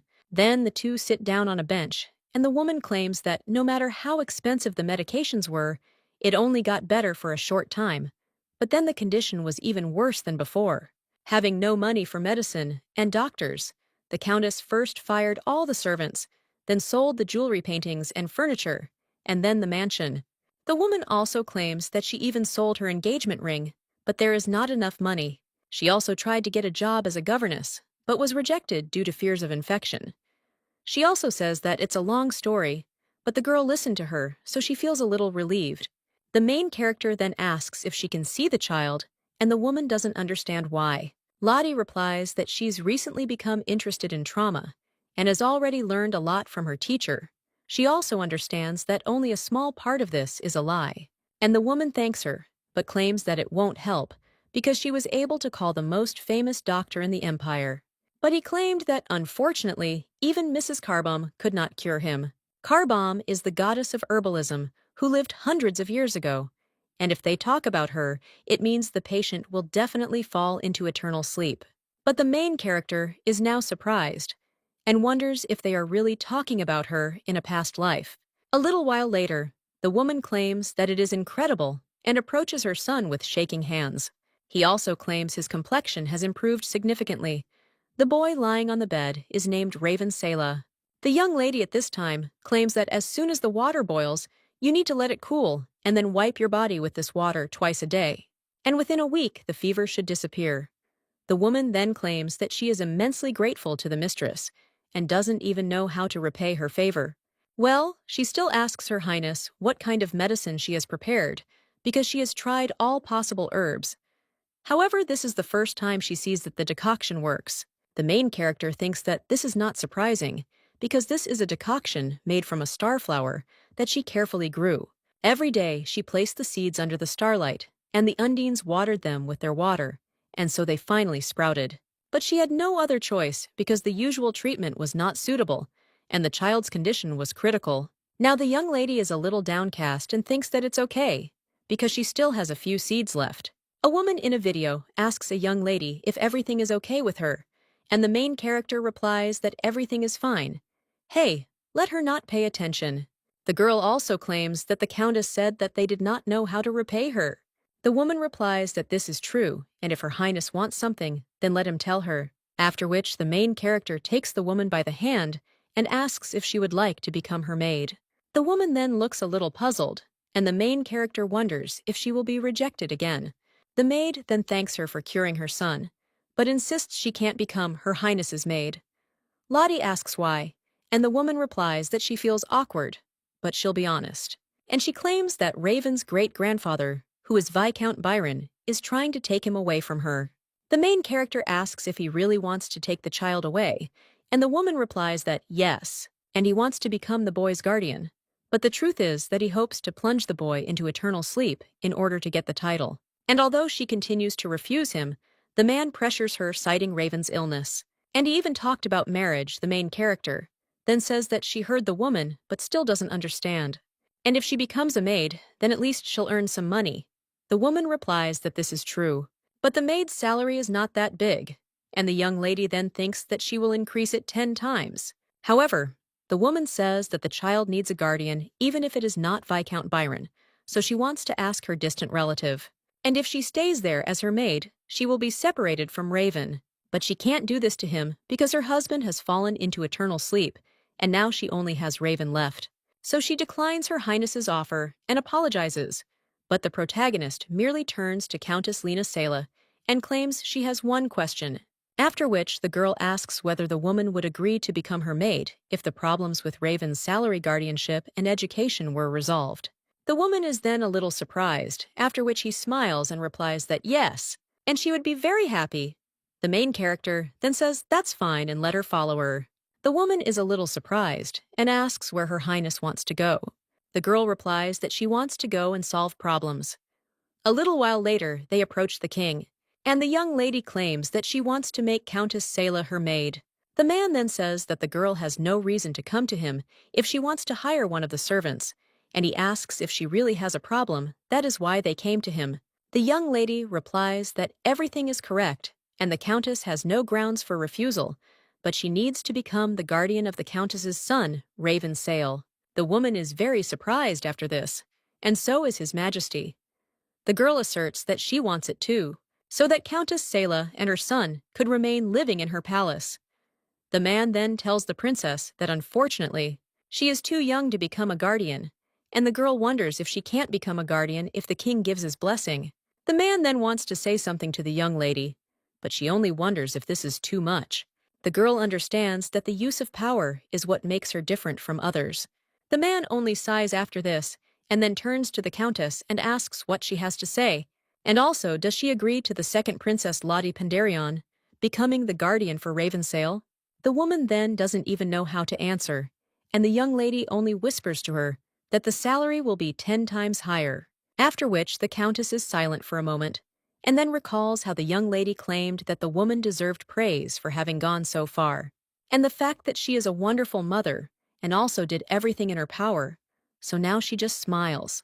And he claims it would be an honor for her. A short time later, the woman enters the mansion, and she is welcomed, and also states that her name is Lena Sela, and from this day on, she is the maid of Her Highness the Princess. And thanks to her mercy, she will remain in the palace with her son, the boy.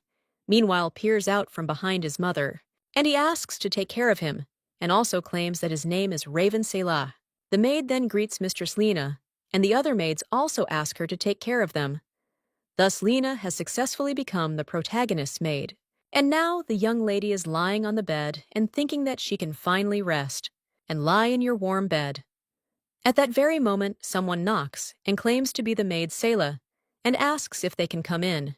The young lady then tells her to come in, and the woman does so, and also states that she feels she should thank the lady again, and she thanks her for her help. The young man also claims that he will definitely repay the princess's favor, and she can rest assured. And the main character thinks how cute he is, after which she thanks him and asks him to take care of her. Meanwhile, the woman tells the princess that she's noticed a few things that need to be corrected, and first she needs to buy a new dress. Betty says that's true, and the lady only has 4 dresses, and those are from last year. And the young lady thinks it seems shopping is unavoidable. Lena insists that etiquette requires at least 3 outfits for each season, and a walking dress as well as home clothes, and a dress for going out will be needed. After which, the woman asks if the lady would mind if she did this, to which the girl agrees, and Lena claims that she knows an excellent tailor, and the young lady says that apparently the woman knows more about fashion than she could have imagined. Lena replies that of course it's impossible to work in the royal palace without understanding fashion, since at the peak of her career, she visited various ateliers every weekend.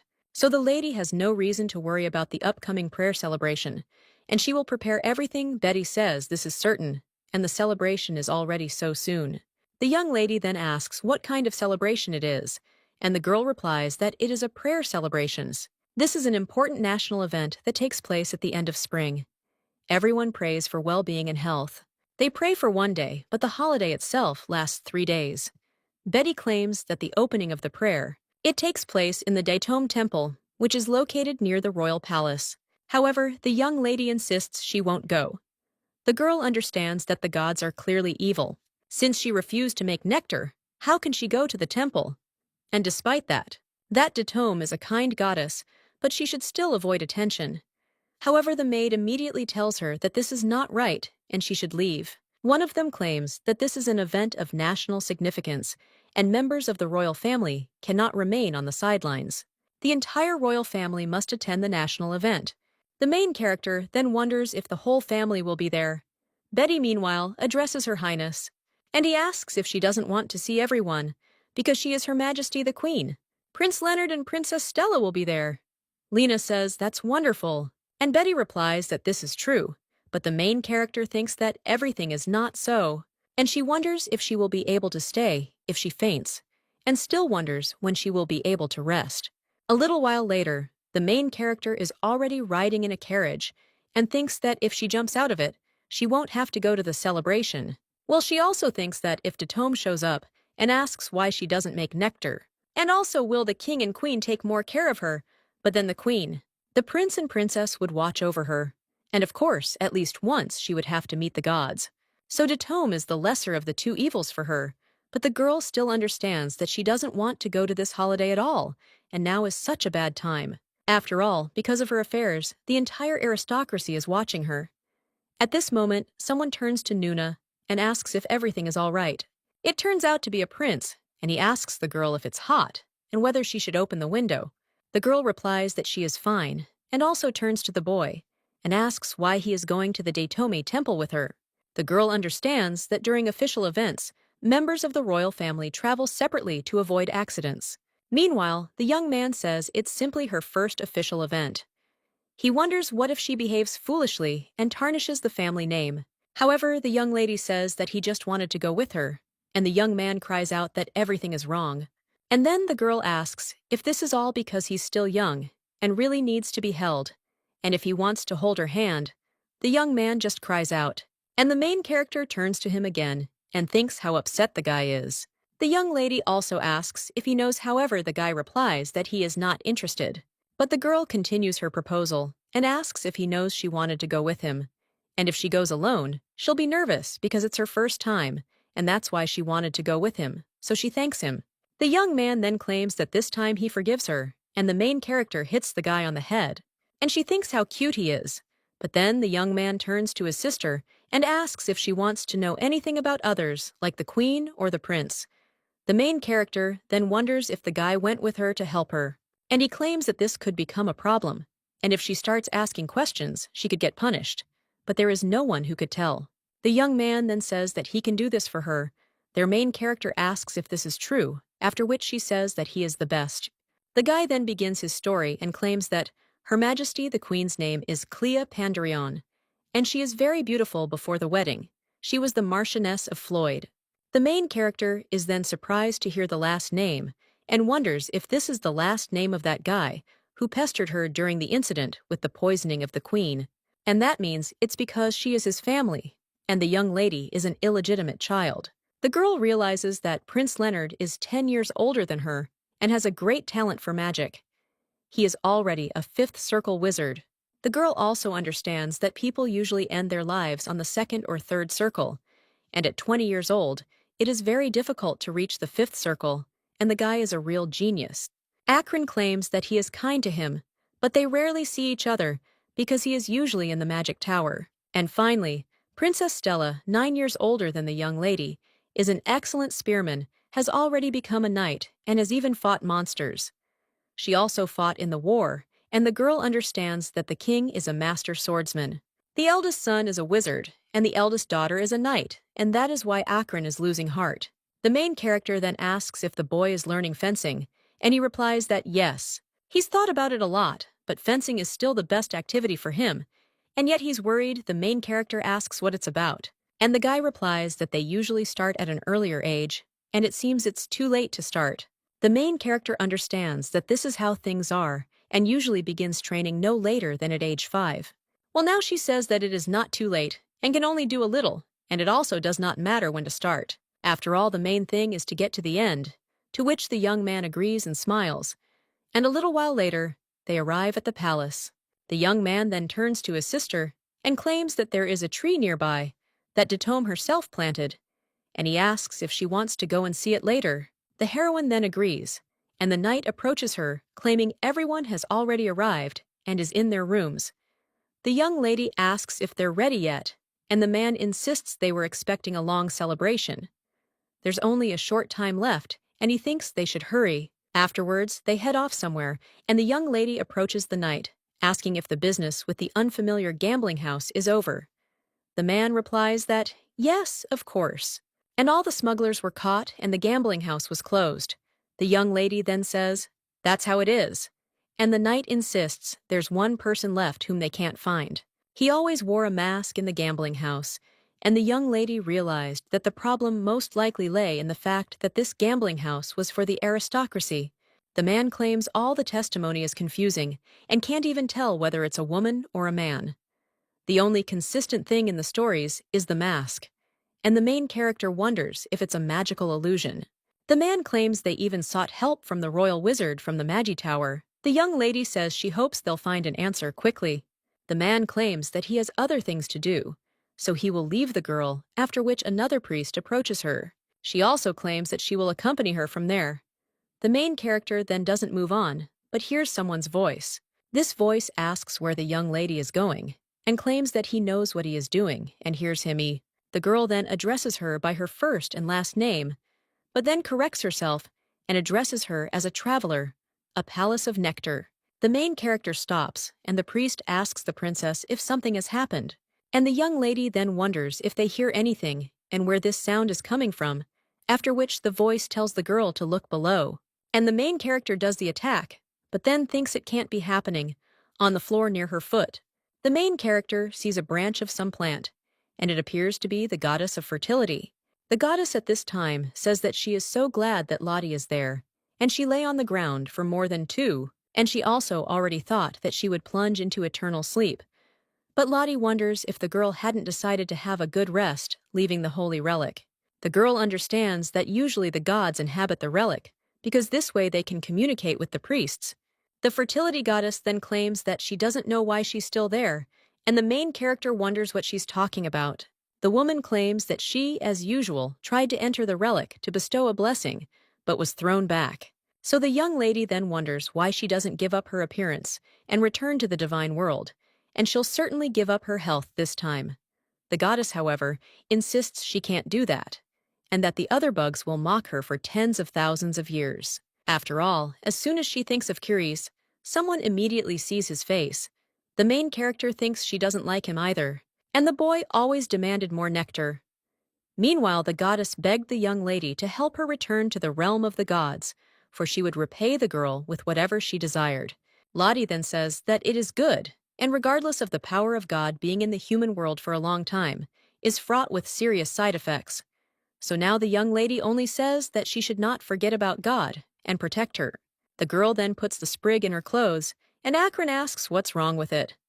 Lottie replies that nothing happened and that she simply picked up the stalk of grass that was lying there. And then the young man says that they can go. But one of the priests cries out that something bad has happened. The friend then asks what happened since today is a quiet and pious day. But the young man claims that he is asking for forgiveness. But the priest Antin, the main character, only sighs after this and realizes that she is sure that this is all because of Datome, after which she claims that something serious must have happened, so they should go faster. A little while later, someone asks for forgiveness and announces that Her Highness Princess Lottie and Prince Acheron have arrived. At this time, the main character realizes that she tried so hard and wanted so much to avoid these people because Queen Clea's there. And Princess Stella, as well as Prince Leonard the Queen, then greets Acheron and Princess Lottie. And the main character bows, after which the woman looks at her a little coldly, but still smiles. And she claims that she heard about the trouble that happened in her absence, and she is also sorry that she could not be there. The young lady tells Her Majesty that everything is fine, and at this time, Acheron turns to Her Majesty and asks if something has happened. His sister states that there seems to be a problem with the holy relic, and the young man is a little surprised. And the main character asks if she can find out what happened to the relic. Well, the princess then just wonders what the girl can do, after which someone closes the book and tells Stella to stop.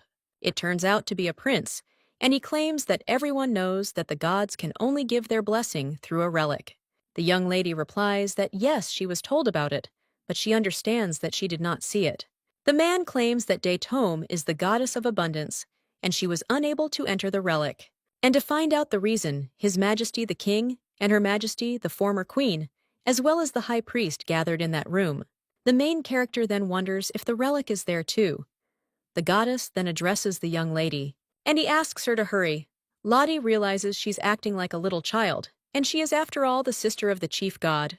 However, the goddess claims that she feels much younger, and the main character says in her thoughts that she has no words. The girl also asks if she can personally inspect the relic, after which they all remain silent. The queen and her daughter look at the girl coldly. One of them claims he can understand the princess's desire to help, but only if it concerns the relic. However, then someone tells the girl to come in and everyone is a little surprised. At this time, the person who entered the room claims that Lottie is well versed in herbs and even holy water, so she thinks that the girl can be useful.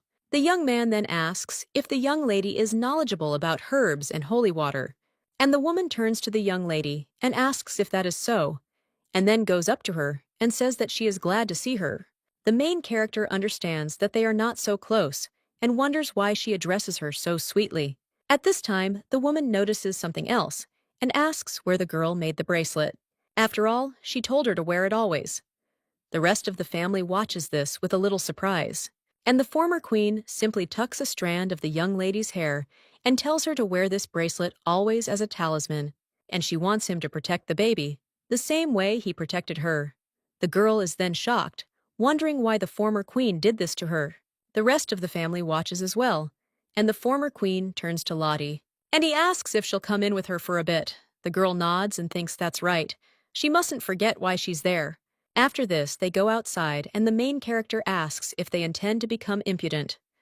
The queen treated her in a friendly manner and smoked others. The woman replies that of course, and the young lady is surprised.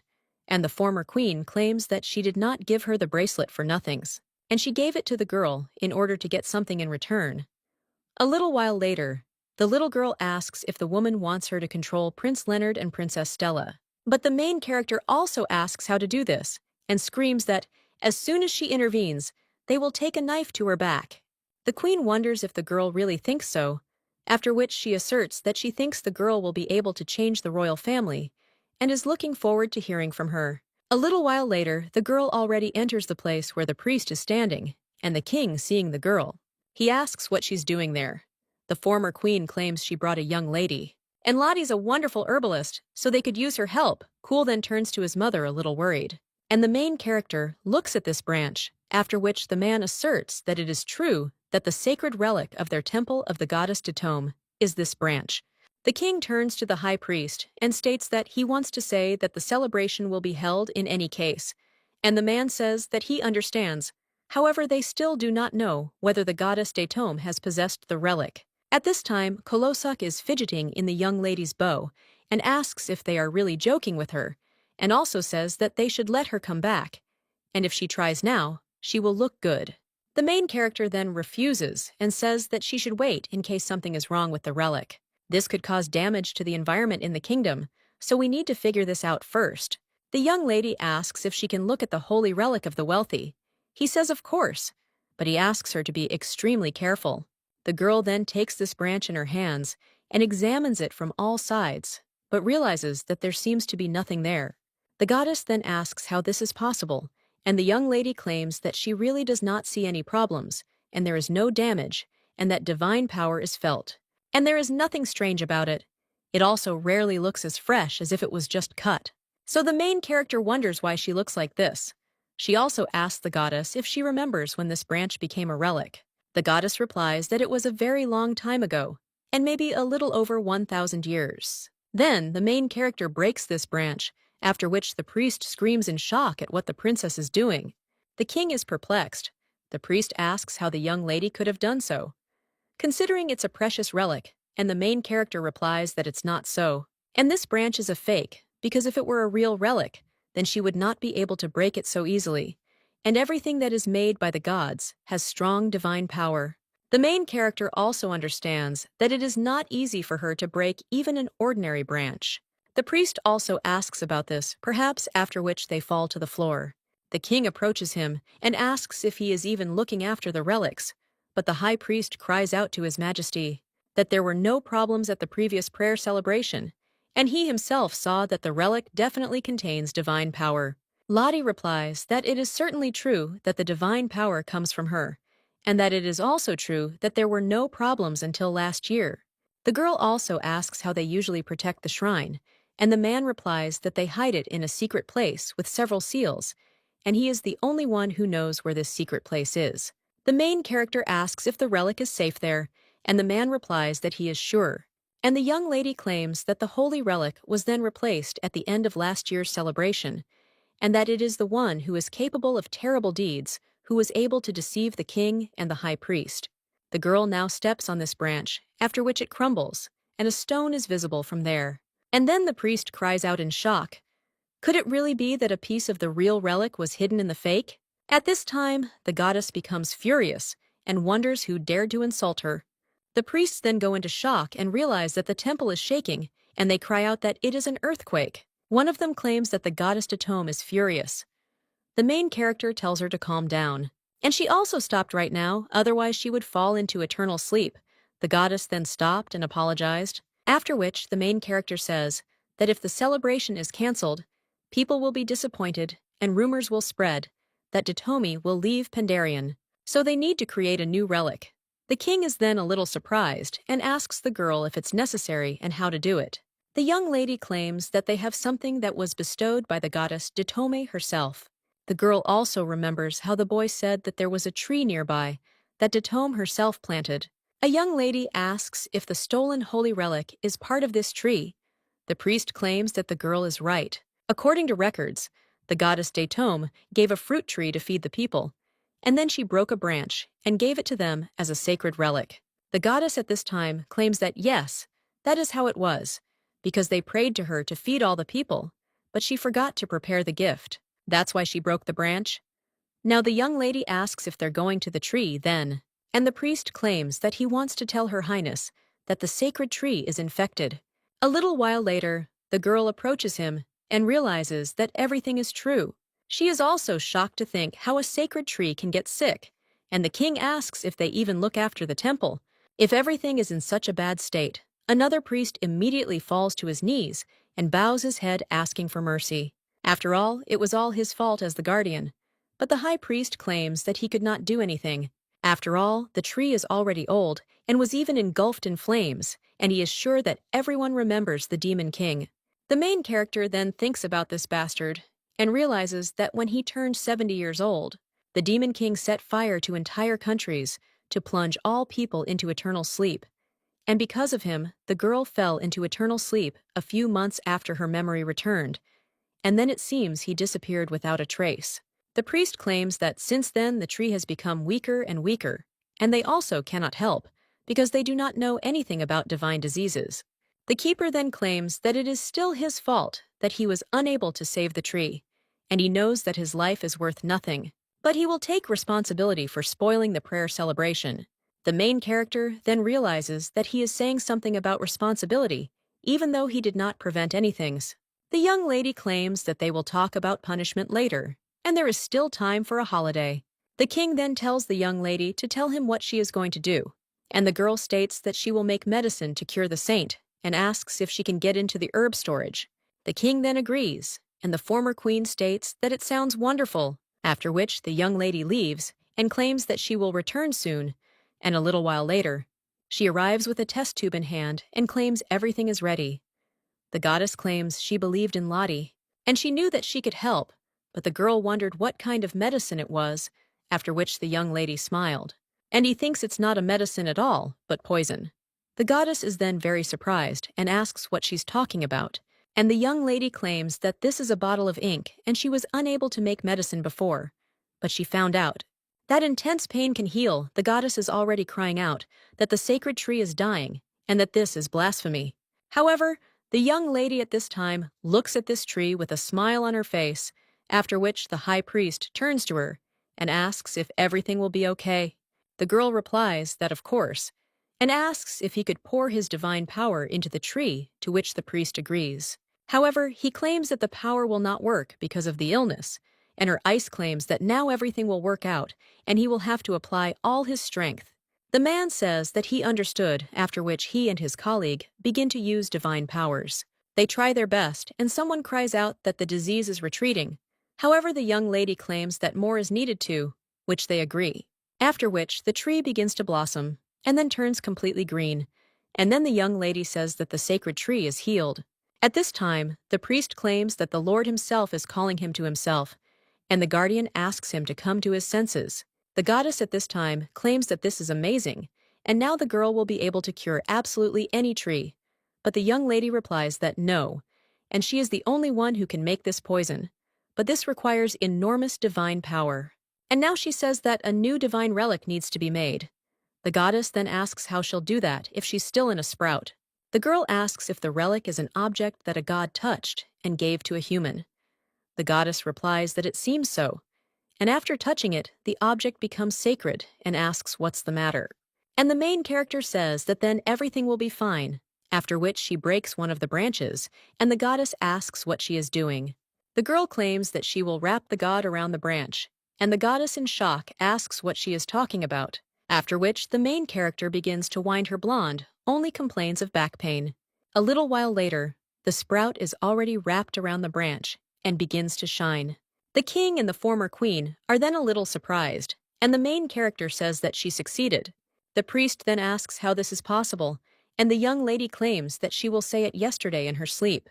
Detome came to her asking for help, stepped back, and explained this method. The goddess then said that the girl was saying something absurd, but the priest at this time only begins to sob and call out to the goddess Dithoma, and the young lady merely asserts that deep faith must be rewarded. And in his thoughts, he turns to the goddess and also wonders how she can use her reward. A little while later, the priest says that very soon the new relic will enter Detome. Their main character says that so be it. At this time, the goddess only says that the girl is a liar, and the main character tells the priests, it seems that she is overexerted. I ask if she can leave them, after which she takes the object in which the goddess is located from the branch and asks where the girl is going. The king says that if the young lady is tired, she can return to the imperial palace, and that she should not overdo it. The young lady claims that she is just a little tired and needs a short break, to which the man agrees. He also tells the girl to take care of herself and that she can return at any time.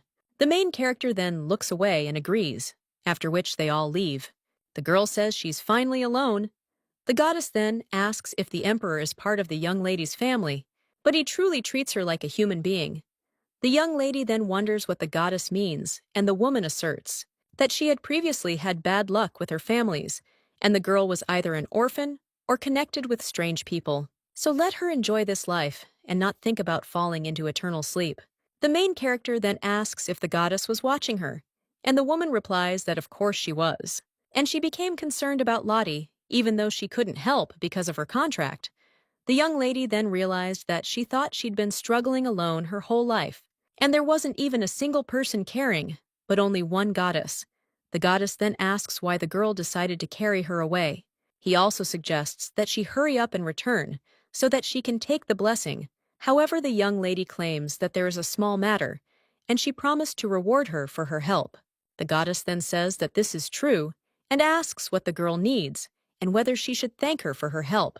The main character then asks if she is really happy, and asks the goddess what the young lady wants. Lottie tells her not to worry, because if the relic is damaged, they can make another one, after which the goddess is surprised.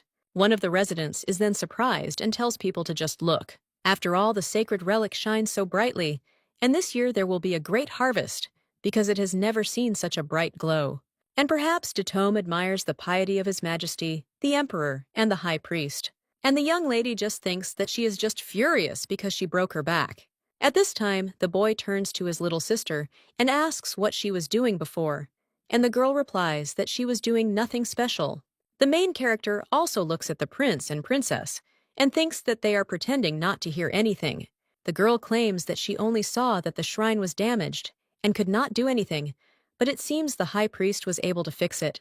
The young lady also thinks that it is good that she came up with an excuse in advance, because if they find out about what happened, she will be under close surveillance. The girl also remembers asking the high priest if he could tell the whole story about all her knowledge from the dream. The man then said that it was good, and for a start, their Temple of Datome would always be on Her Highness's side, no matter what happened. And the young lady thinks that this is very good, and also that it is not a big deal if the relic is dropped a couple of times, because she has another shrine, and unfortunately, each relic has not only divine power, but also the power of one of the gods. Where the relic of the sun is located, there are many clear days, and where the relic of wine is located, high-quality wine is produced there, and where the relic of Datome is located, there is natural abundance. And absolutely, any crops grow well, so the girl is going to plant medicinal herbs in her garden, and then she can become healthy. But then the main character is a little surprised when she looks into the crowd. Then she sees a familiar person and thinks that she can't possibly know anyone there. The priest at this time wishes eternal prosperity and peace to Pandarion and the Temple of Datome. The young man at this time turns to his sister and says that they are finished, and the young lady asks what it is and whether it is possible that he was still alive. After which the girl runs off somewhere, and the young man asks where she's going. Meanwhile, the girl is just making her way through the crowd, and she screams for them to wait a minute, and also to let her pass, after which she also screams for this person to wait. A little while later, the young lady is already trying to catch her breath, and is also wondering where she is now. The girl also stands near the fence, wondering what she should do. However, at that very moment, someone addresses Her Highness and claims that this is forbidden territory. The main character then turns around and thanks the lady but doesn't know how to address her. At this point, the girl comes closer and says that she is Mrs. Floyd, or more precisely, the Marquise Floyd, named Melius. The young lady then says that it is clear, and she is the daughter of the Floyd family, but then the girl remembers this Marquise, and she thinks he's not the best person, so she needs to run away quickly. The girl says she's glad the Marquise recognized hers. Well, it's time for her to go back. However, when the young lady goes in one direction, the Marquise blocks her. But when she returns to the other, the Marquise still won't let her go. Lottie asks if the lady has anything to say. And after this, the girl turns to Her Highness and says that of course, and in fact she wants to talk to her. The main character realizes that this girl was following her, and then asks what she wants to say. The girl asks if Her Highness really doesn't remember her, but then they could meet again. The pink-haired lady claims her name is Melia, and she is Her Highness's best friend. The main character then wonders what kind of nonsense this girl was saying. It's just awful. Melia claims they used to have tea parties and trips out of town together, and Her Highness even bought a dress for her, after which the main character wonders what she is talking about. But until recently, she only had 4 dresses, and the girl wonders if she really gave her a gift, even though the only food in the palace was sprouted potatoes. But now the young lady says that's how it should be when they were close.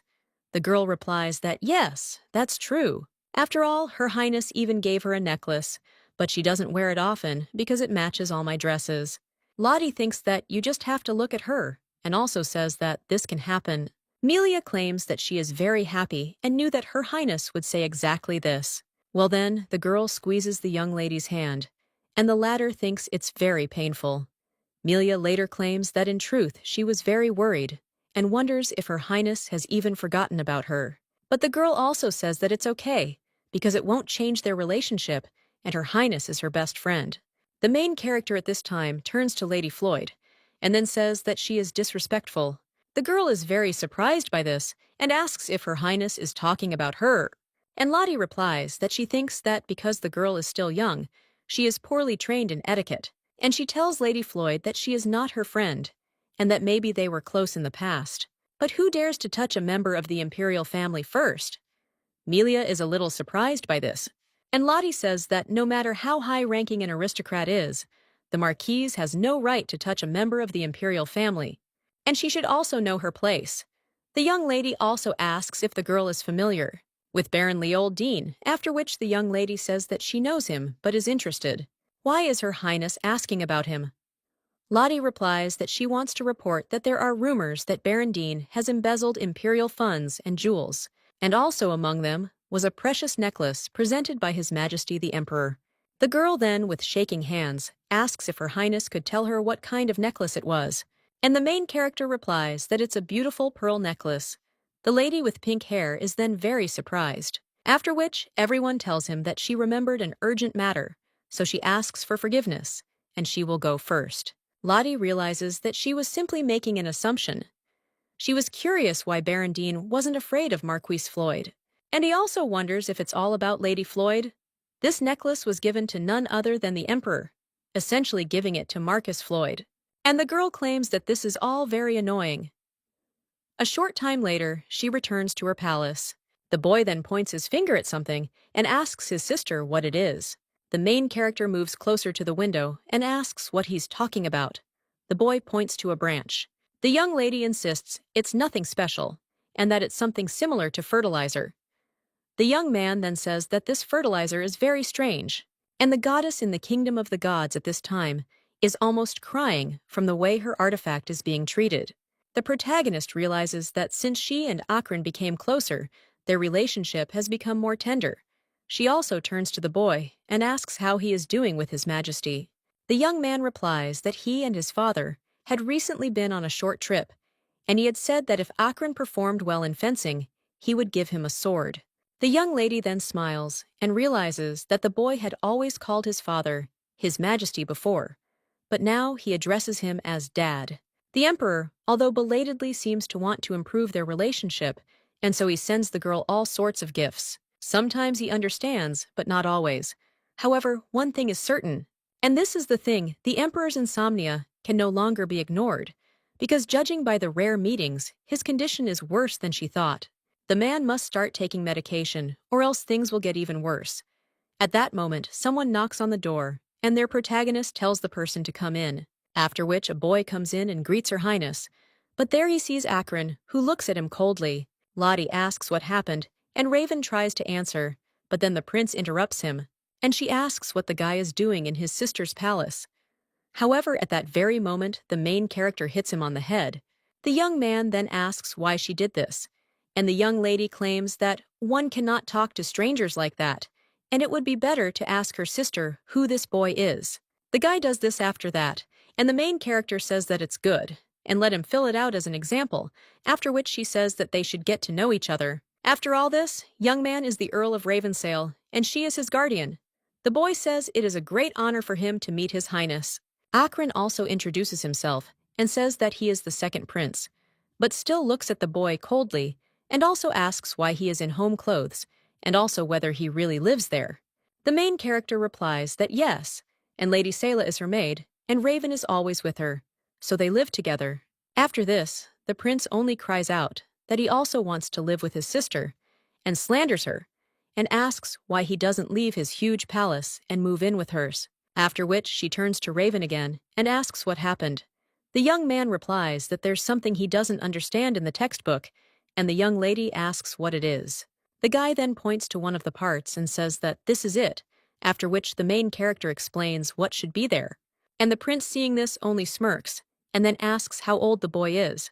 The young man replies that he is 9, after which the prince only looks at him confidently, He also claims that the older brother will teach the little count everything. Raven then thanks the boy. Akron says they can take a look, then after which the young man shows him how it should be and asks if he understands.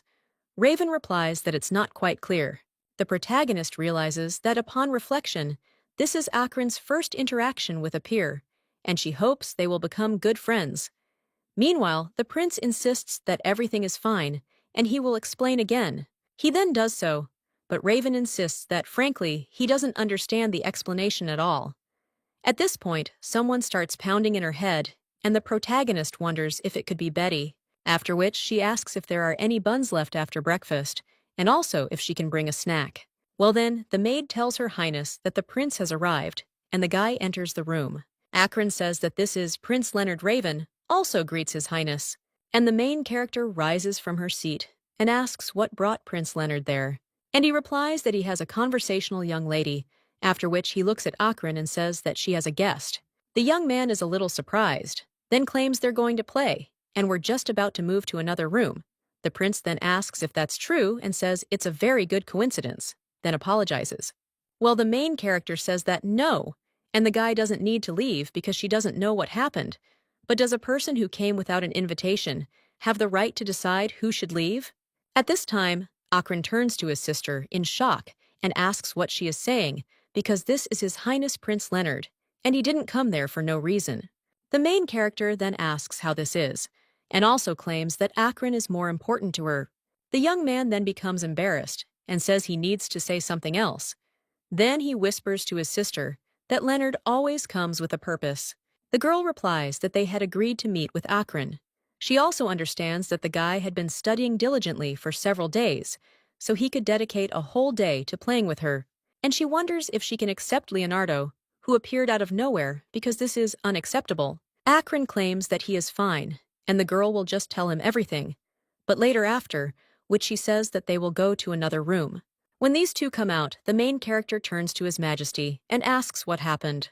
The guy replies that he heard that her character has changed a lot, and besides, it seems to him that she and Akron have become close. Well, she behaves awkwardly with him, and the main character claims that maybe the reason is that she spends a lot of time with Akron and they help each other. The crown prince then remains silent about the young lady, thinking that everything seems to be going well, after which she asks what really happened. The guy asks if she's fluent in the ancient language of Lundo.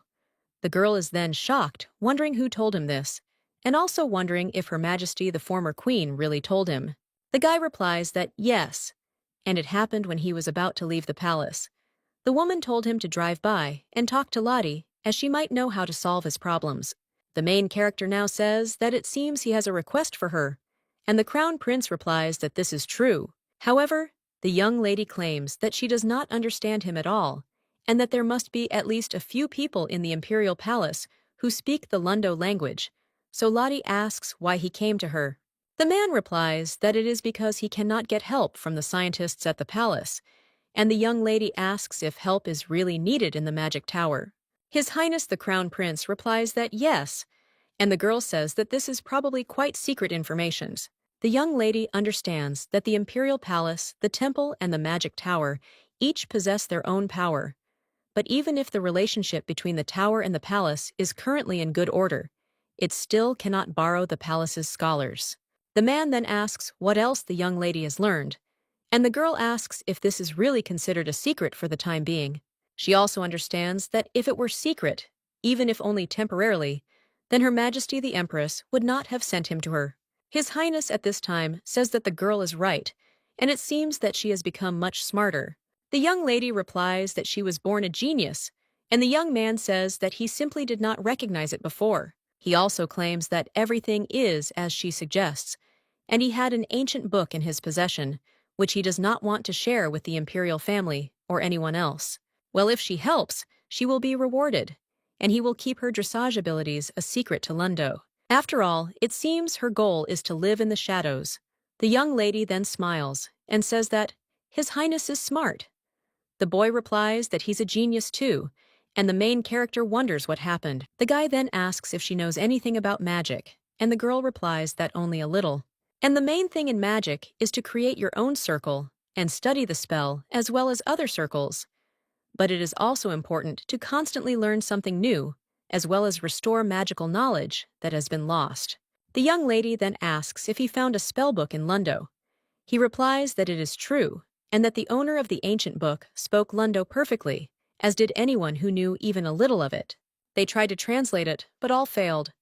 The girl then asks where this ancient book is, after which in shock, she says that this can't be, and does she really need to get into the magic tower? The young lady also thinks that he must have gone crazy, and of course, if he uses teleportation, it will be fast.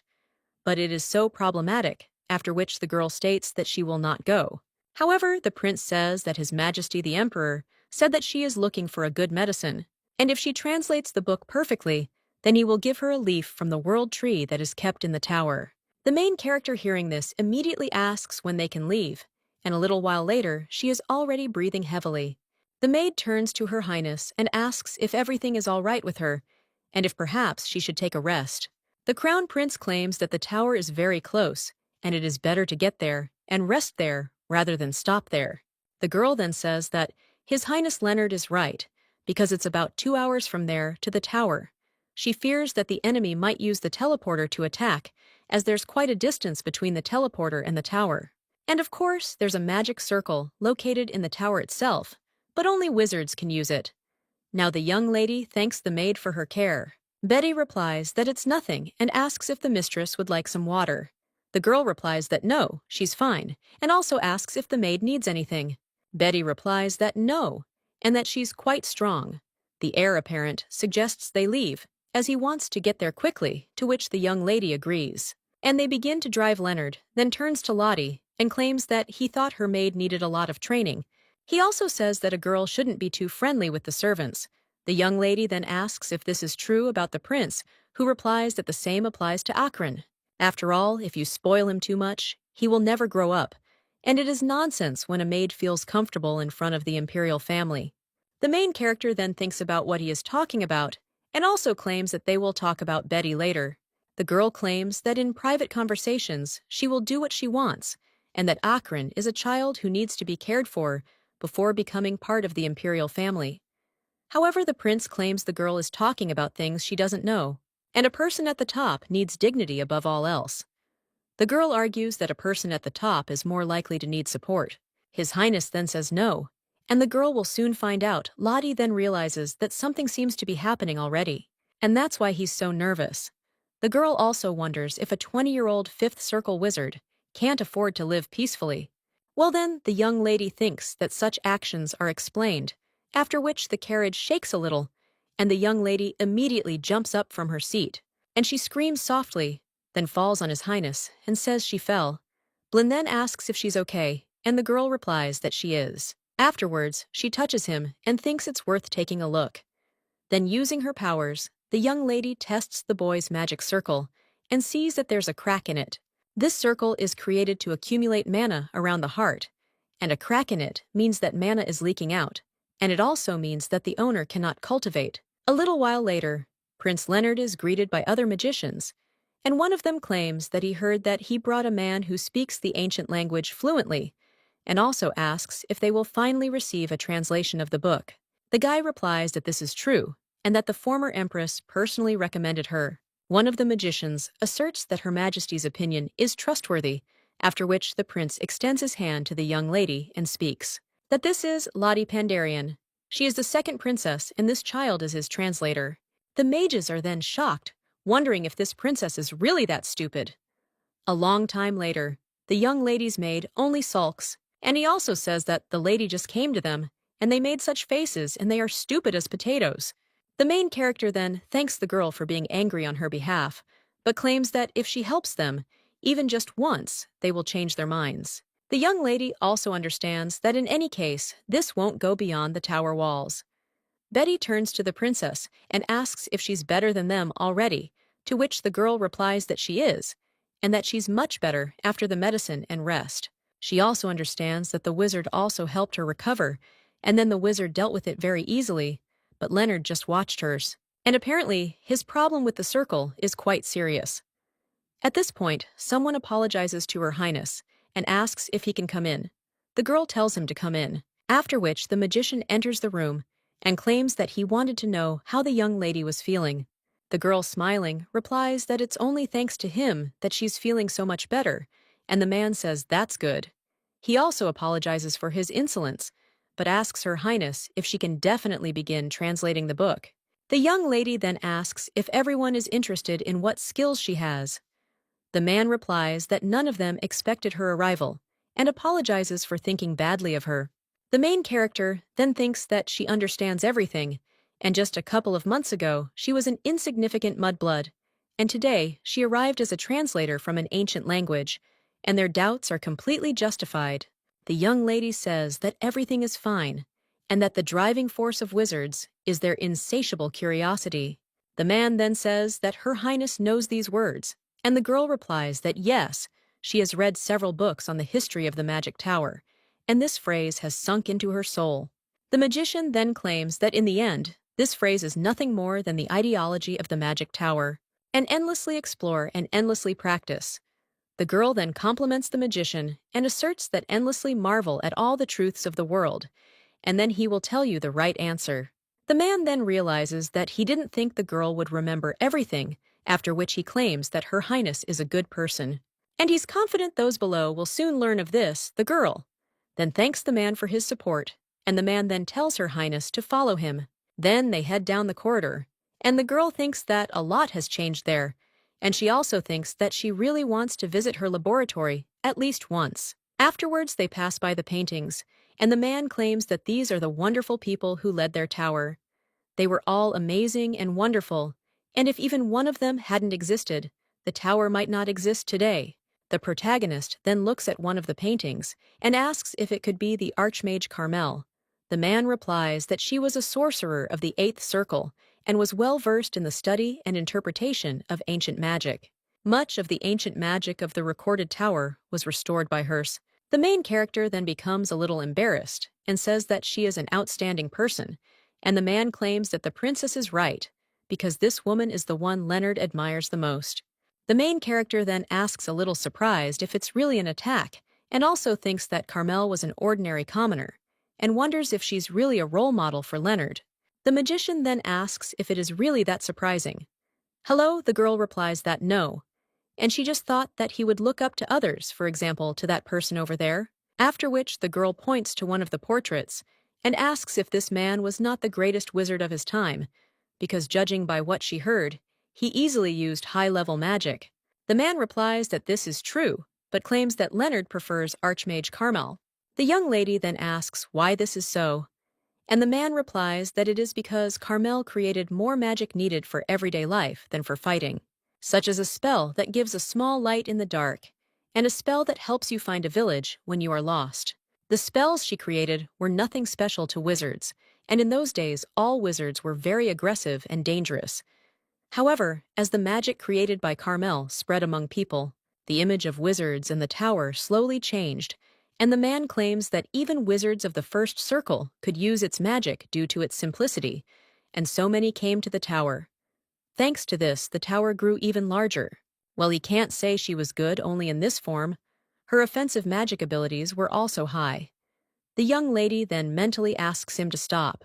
The man claims that Leonard once told him that if he could meet Carmel, he would definitely do it, and the girl after this becomes very embarrassed and understands that she cannot say that this is one of her past personalities, so she asks him to stop. After which, the main character says that they need to hurry because they have been expected for a long time, to which the man agrees. Then they enter one of the rooms, and the magician says they need to go there. One of the men then says they've arrived, and the other insists they've been waiting for them, after which he hands over the book and claims that it is an ancient book that they are asking to be translated, after which the main character realizes in shock that this is her diary. It says she managed to eat a stew from the seasonal menu today, and it was delicious. And this restaurant closed because the building collapsed due to an earthquake, and surprisingly, but she teamed up with other regular customers to create a new restaurant, but the owner seems to be puzzled by something. Before she fell into eternal sleep, she confessed to her that she was very glad when the restaurant closed because she could no longer work, but because of them, everything went back to the way it was before, but she could not lose the delicious stew. Now, the young lady realizes that she should burn the diary instead of translating it. Mac then turns to Her Highness and asks if she's sure she can translate the book, as she can take as much time as she needs. The girl then replies that she will, and that it only takes a little bit more. But then the young lady realizes that she wrote in the ancient language on purpose, so that no one could understand her, but she must do this in order to obtain the leaves of the world tree. The girl also reads the next page, which says that at that time Roy was very drunk and told her about magic, and she also wondered what was there. And now the young lady remembers that there was dragon magic and Pendre Day. He was a red dragon he was friends with, and they had many fights with, and he has been dormant for hundreds of years, and Roy is the name he used when he was human. The girl also understands that in order not to forget the ancient magic spell that she heard from him, she wrote it down somewhere. The source of magic was the dragon, and all the first spells were knowledge passed down from the dragon to man. The young lady wrote it all down, so now she's the winner. At this point, His Highness turns to the young lady and asks if this is too difficult. The girl replies that no, it is possible. The guy claims that he will run away in secret, that she has such abilities, and can even swear to the correspondence of the magic tower. Lottie replies that there's no need, and she'll translate everything. Then one of the mages addresses His Highness and asserts that nothing happened in the tower today. The young lady then thinks that it would be nice if it were so, after which she thinks that it is worth trying, after which she begins to read what is written there. Well, instead of talking about how she suffered from a hangover, the girl reads that fortunately, she found the dragon's diary. Roy is the diary's owner, and Pendrade is the dragon's name. One of the mages then shocked claims he heard Pendrade befriend a human before falling asleep. The girl also claims that they say this diary was a gift for this man, but it says Dear Doris. The girl then claims that she doesn't understand magic forms well, so she will try to copy it. The girl also understands that there is magic there for getting rid of a hangover and magic for leg pain after long walks. At this time, two magicians are watching the girl write something and say that this formula and language are perfect no matter how you look at it. And it even smells like ancient magic. The girl then mentally asks him to stop. The other mage then apologizes and says that they are very worried, but this is dragon magic, and this is the first time since Archmage Carmel discovered it. The girl understands that dragons are very rare creatures now, so it is understandable that dragon magic is new to them.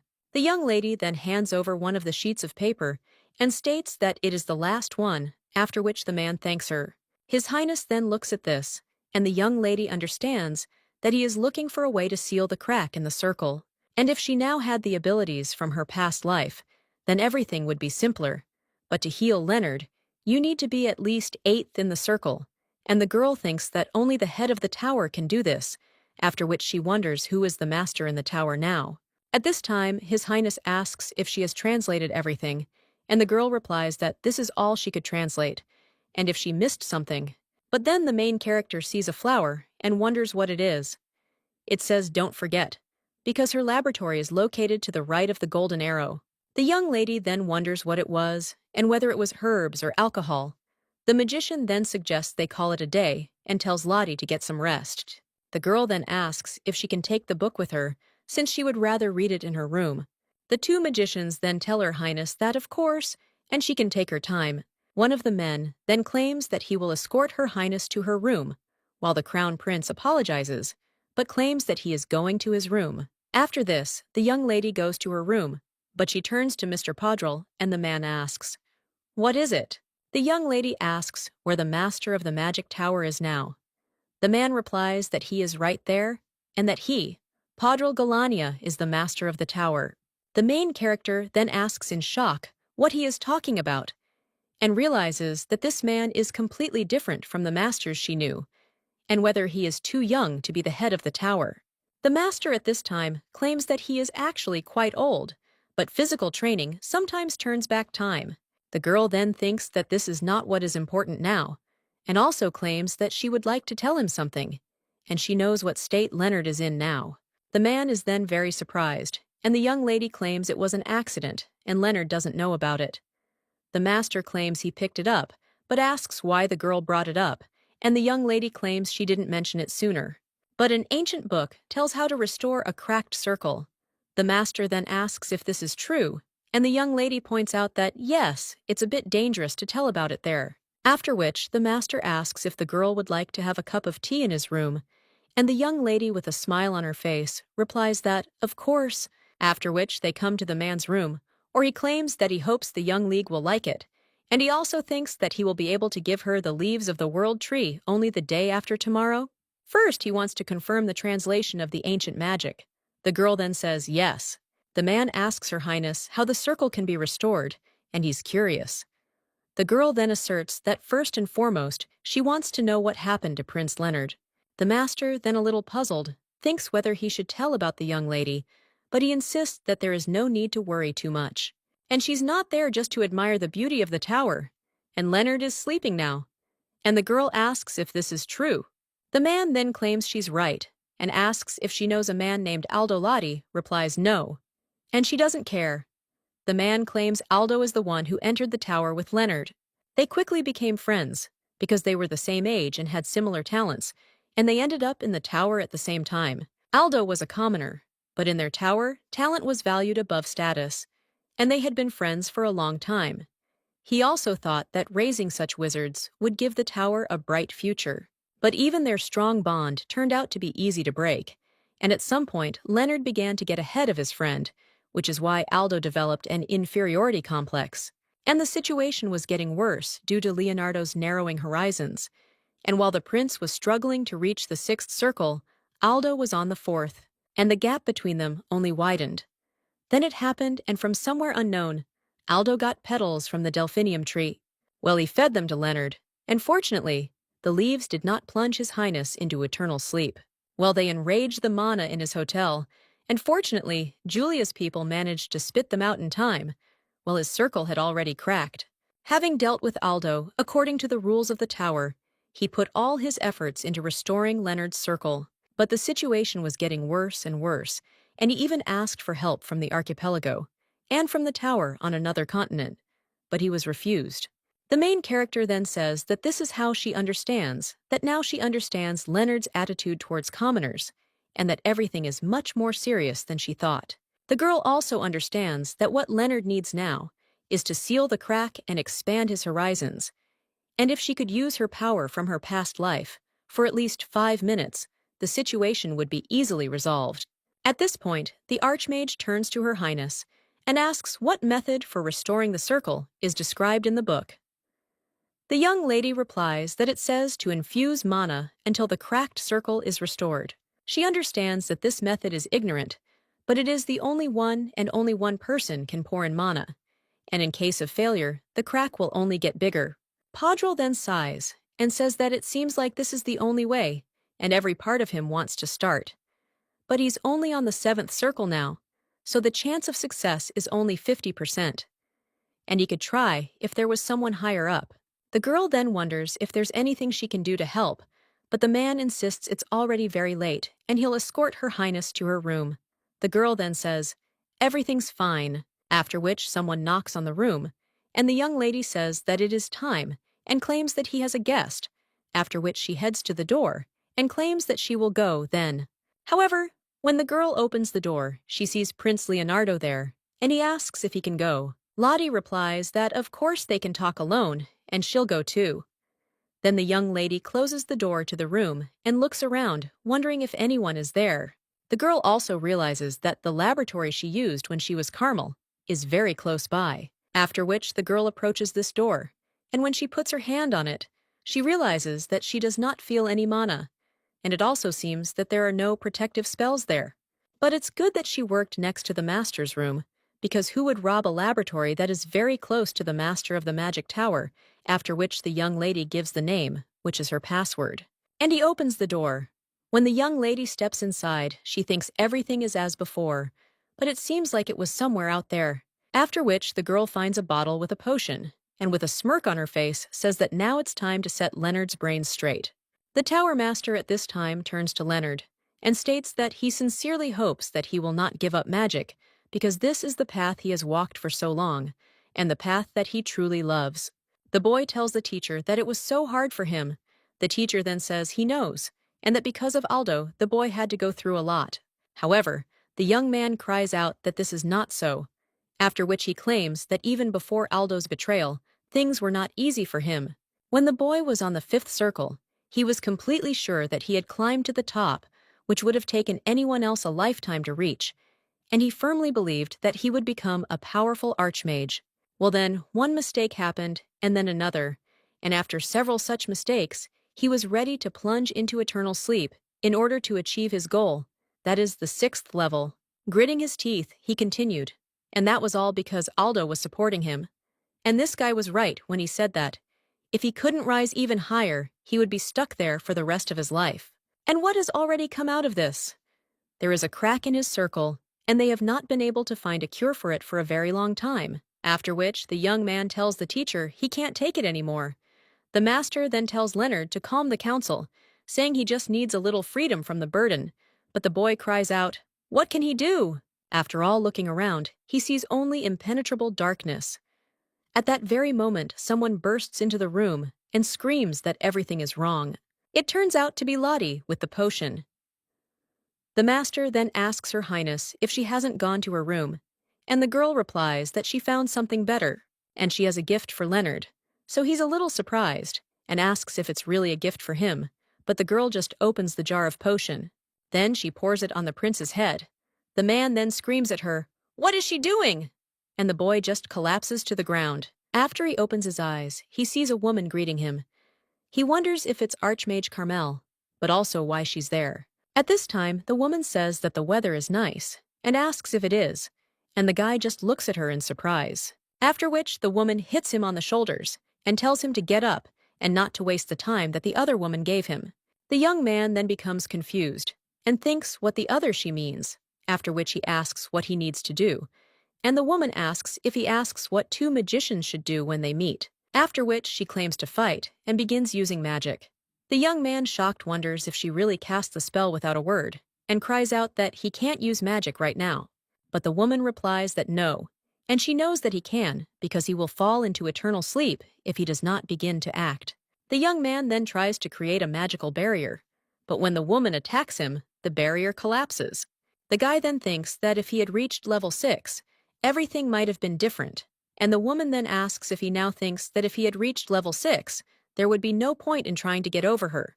Well, if he's at level 6, then she's at level 7, after which the woman uses her magic, and the guy is hit a lot.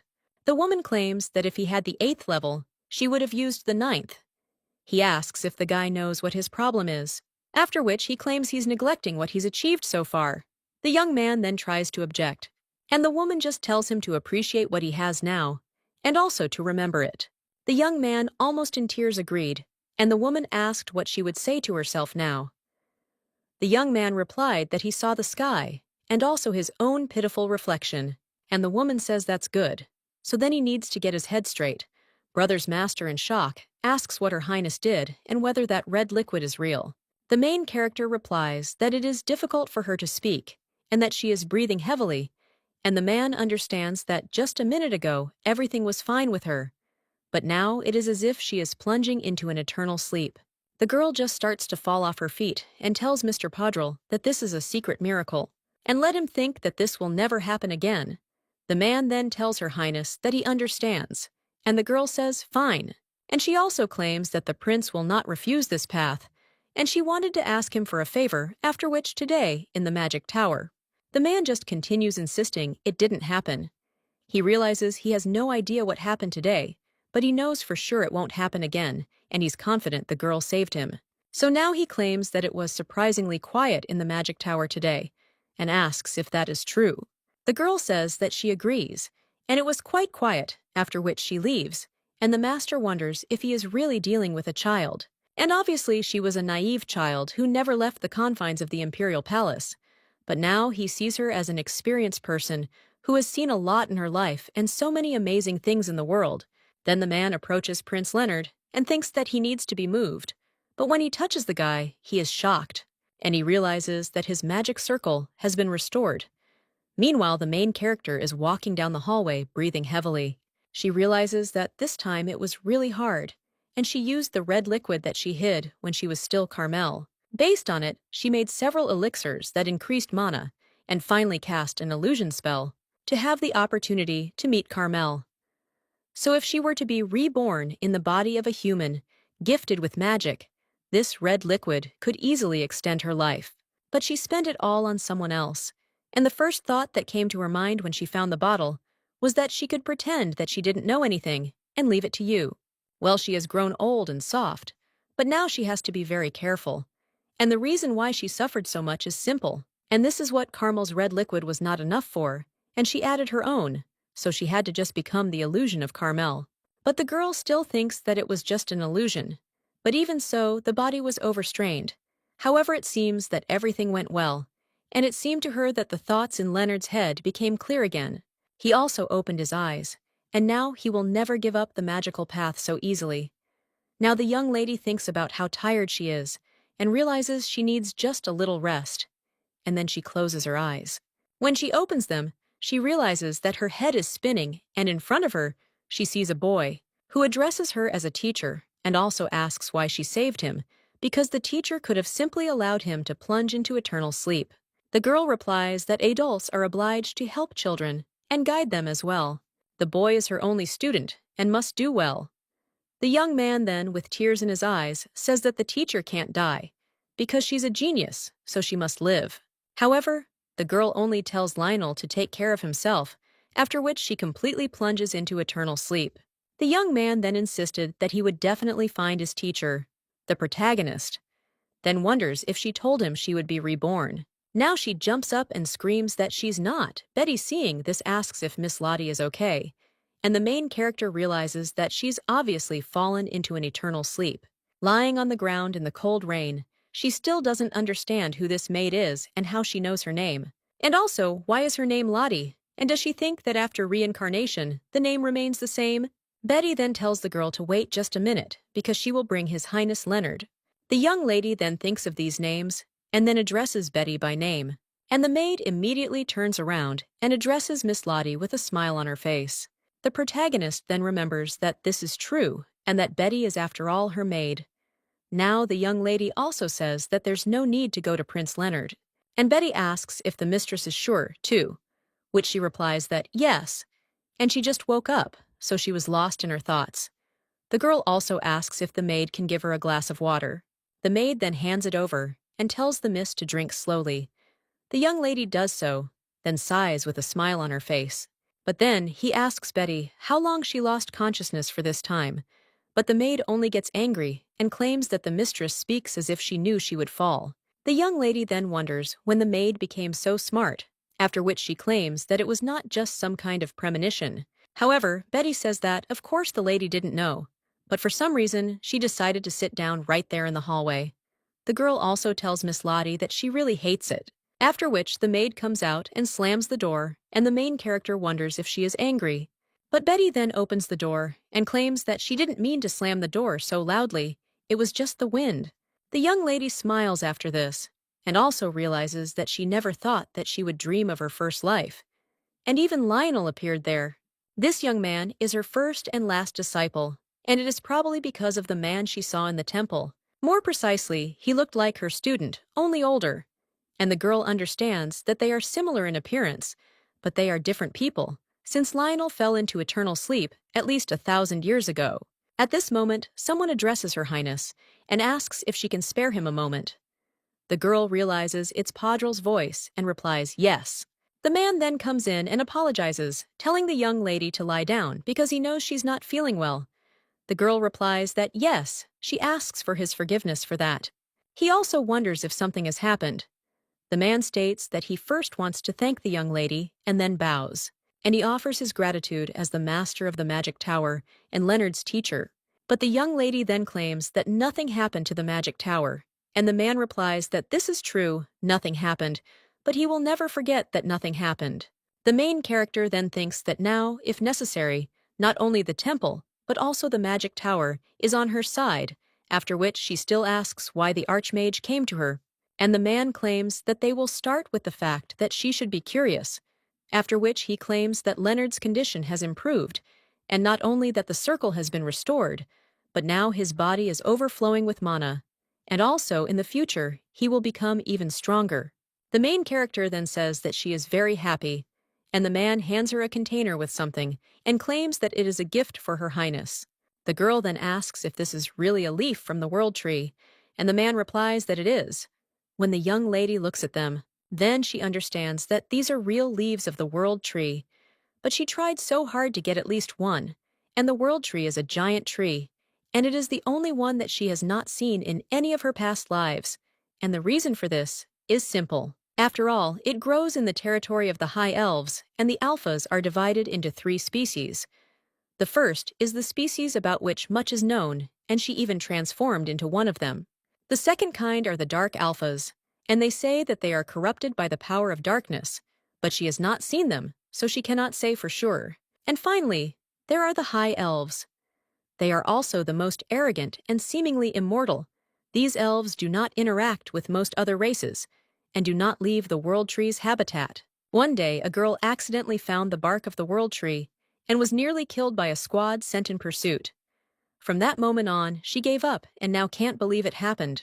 Well, the young lady then looks into the box and thinks what it is, after which she turns to Mr. Podrel and claims that the girl is right, and this is the fruit of the world tree. The main character then says in shock that her reward is only leaves, but the Archmage replies that the raft is from his personal gratitude to her, and he heard that the young lady is in poor health, so let her accept his gift. The main character then kisses the box and says she will accept it with great gratitude. Afterwards, she asks Mr. Podrel where he got it from. The man says he doesn't know if the young lady will believe him, but long ago he helped a man lying on the side of the road. The protagonist wonders what kind of road this is, where they practically hand out rights to the imperial throne. The girl also wondered if it was a high elf. The man replied that it was not, and that it was an ordinary girl. She also said that she was going to her parents' house to see the child, but she ran out of money, which is why she got into trouble. He decided to support her and took her to the port of Shirav. The main character asks if he took her there. He also understands that the port of Shirav is a place where ships departing for other continents dock. The man claims that he received this fruit for his help and thinks that she got it from her distant ancestors.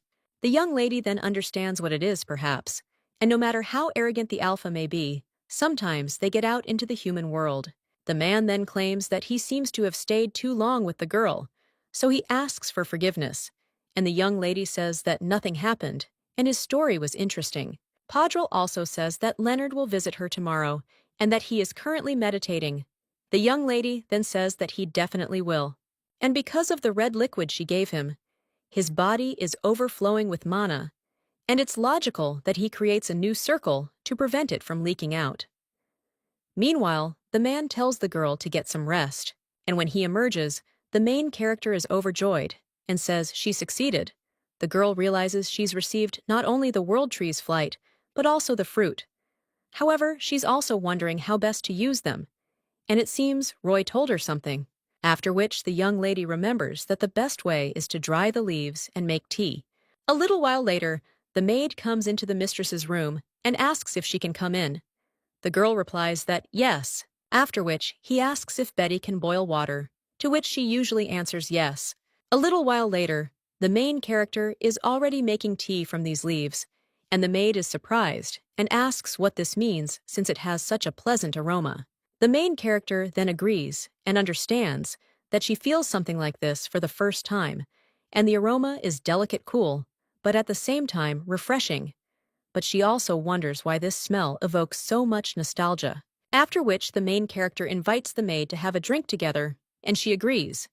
And then they drink. The young lady is then a little surprised, and the maid asks what kind of tea it is. All the fatigue that has accumulated over her life seems to have begun to melt away, and she feels light, so she asks Miss Lottie what she will say. The girl also thinks whether she is talking about lightness and fatigue, after which she thinks that all this is not true, and she feels like she's about to fly, and she could even run a marathon.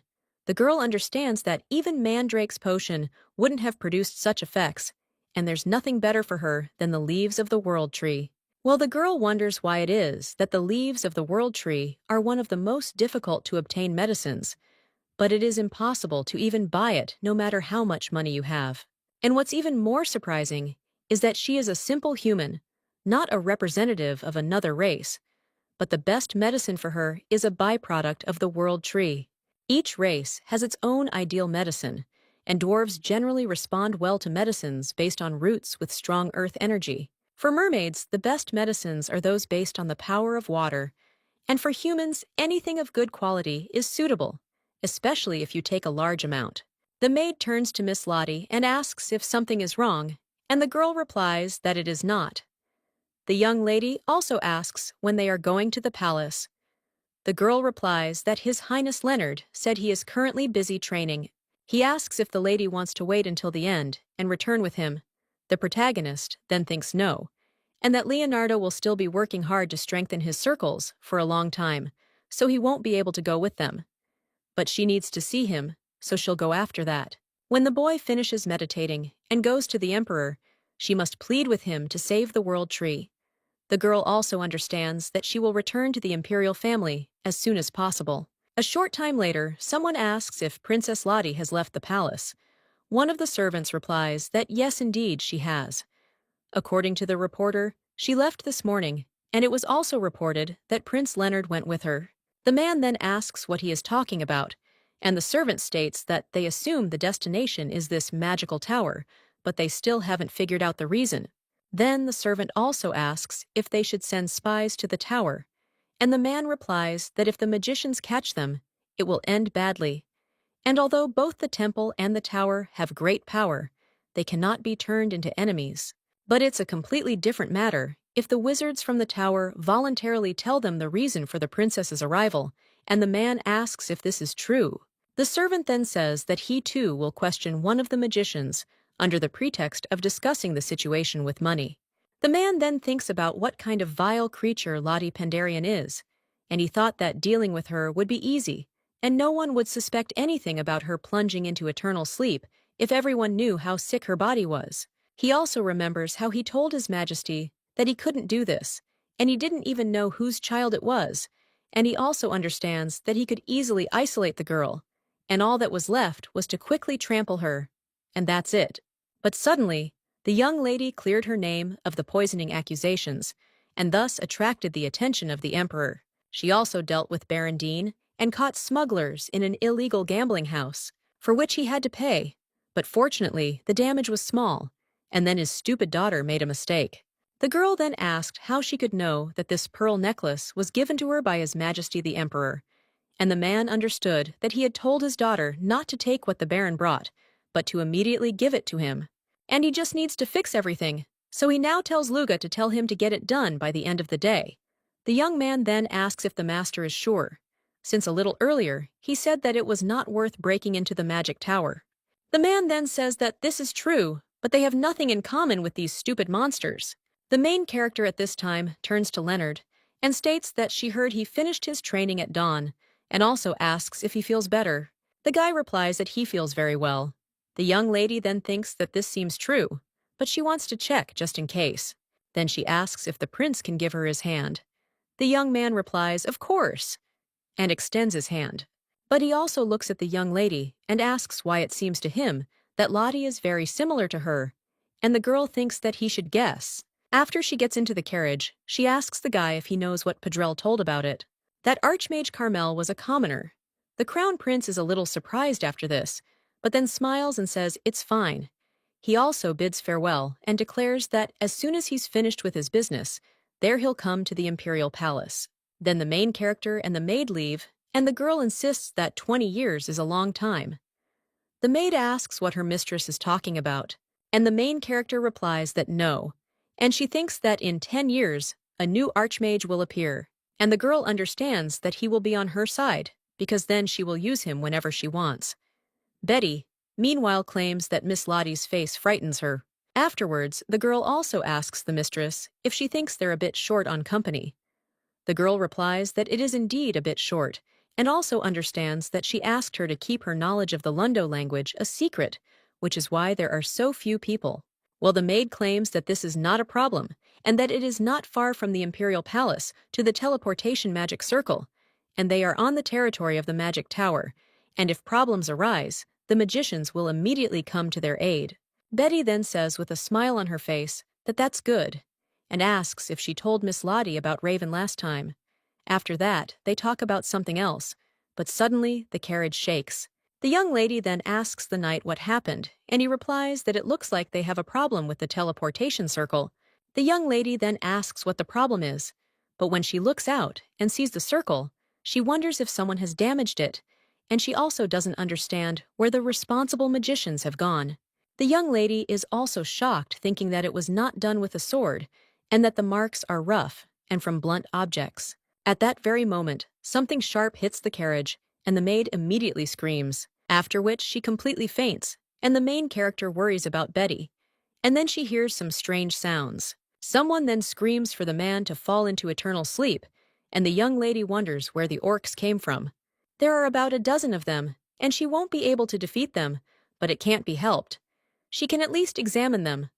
First of all, the helmet's shape also has an engraved pattern. These are the Tekin people, but the girl still does not understand why they left their village and attacked the magic tower.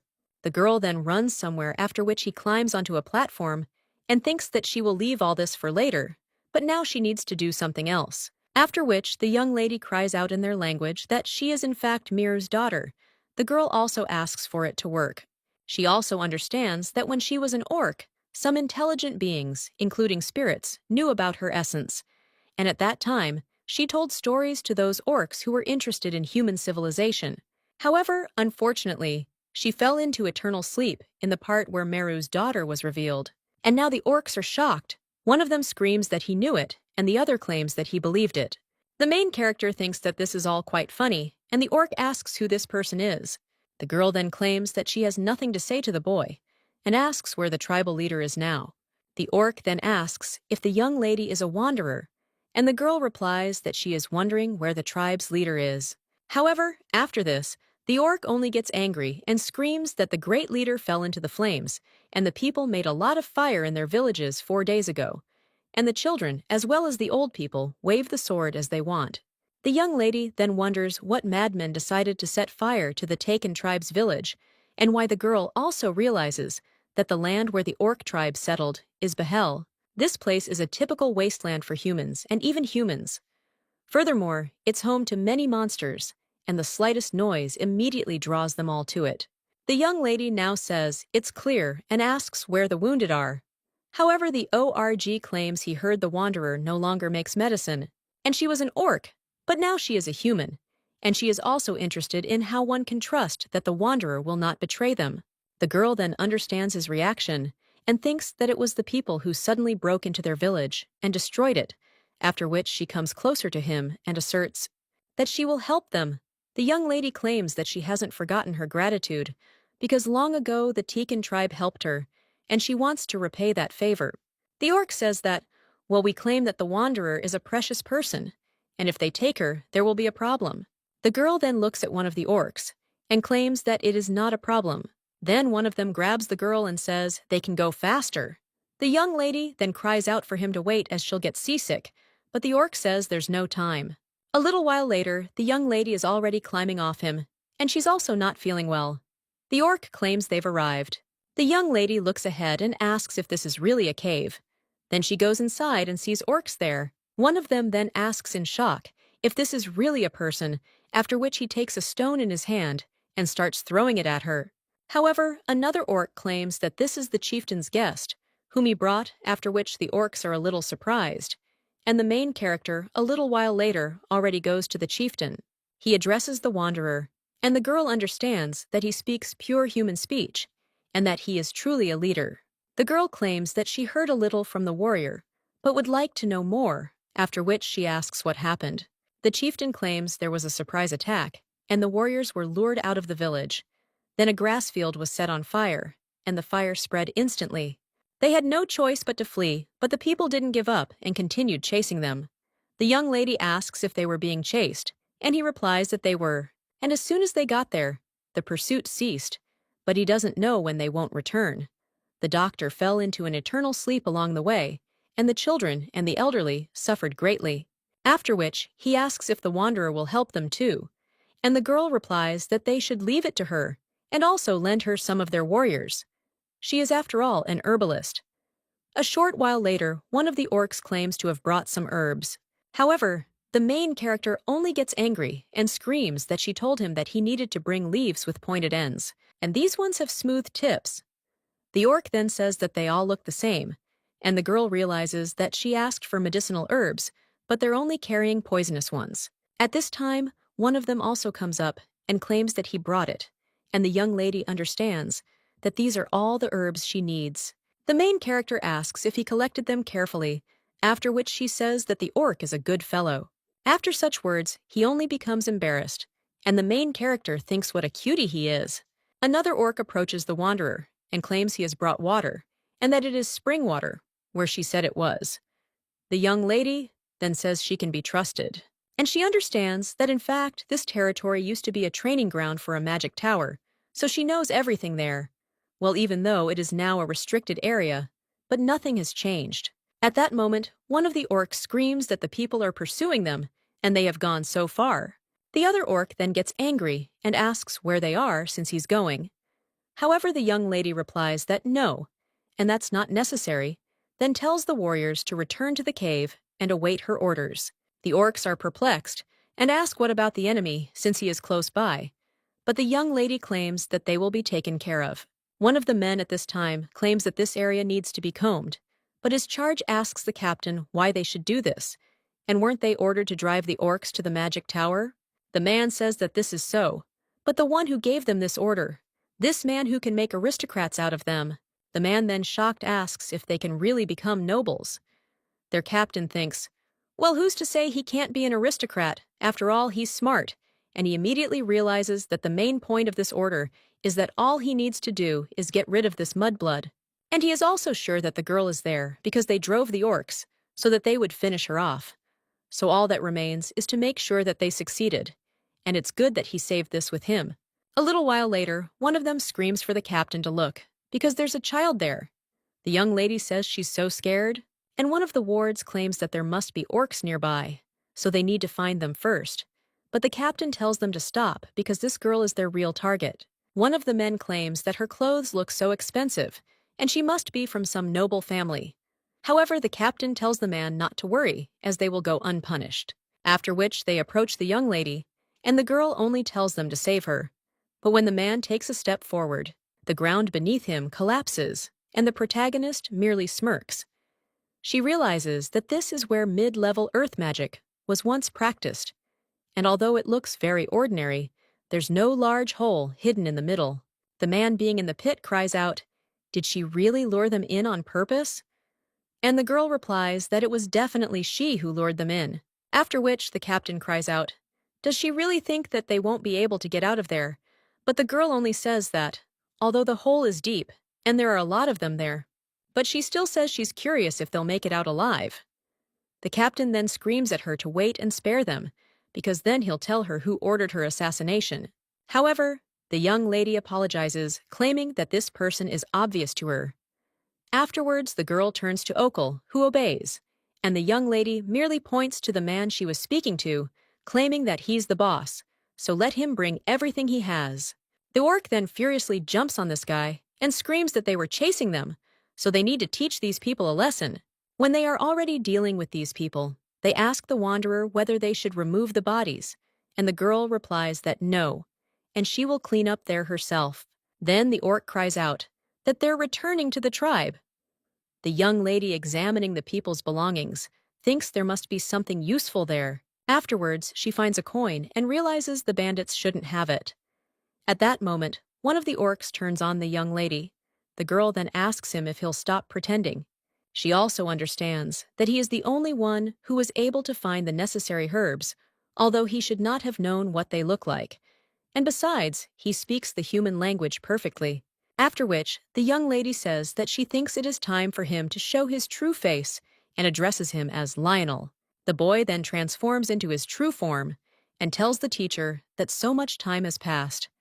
The girl realizes that she clearly remembers the first time she met Lionel. He had sunken cheeks and bony hands, and it turned out he could fall into eternal sleep right before her eyes. But his eyes shone with life. And now the girl claims that she is so glad that everything is fine with him, and the young man with a smile on his face says that it is all thanks to the teacher, and if it weren't for her, he wouldn't have been able to survive childhood. The girl replies that this isn't true and that he could have survived even if she hadn't been there. However, the young man replies that everything is not so, and only thanks to the teacher he was able to survive, because he had no one, and no one tried to help him, and she was the only one who did not ignore him. And he only has her. The main character then thinks that when the guy smiles like that, she remembers him as a child. The girl also turns to Lionel, wondering how he survived. She understands that the guy should have long ago fallen into eternal sleep, so she wonders why her student is alive. And unlike her, he reincarnated into his original body every time. The young lady also says that it is so strange, and only some gods are allowed to prolong human life. But neither the main god nor Datome told her anything, and if you gods created someone like her, they would have revealed his identity. Then there's only one thing left, and the young lady wonders if he received this power from an evil god. The girl realizes that even before she was born, the nameless god tried to put her father, who was the main god, into eternal sleep. But he could not defeat him, and was soon defeated. And the main god forgave him. But he was expelled from the divine kingdom to earth, and having united with earthly evil, became an evil god. The young man then claims that he knows what the teacher is worried about, but insists that her student is not so simple. After which the guy snaps his fingers, and at that very moment, a flame lights up in the pit, and the young man claims that he said that he would definitely find her. Lottie understands that he performed magic without a spell or delay, and is most likely a 10th circle magician. But he got rid of the undead bodies in an instant. Lionel says he's taken care of the bandits, so the teacher can return safely.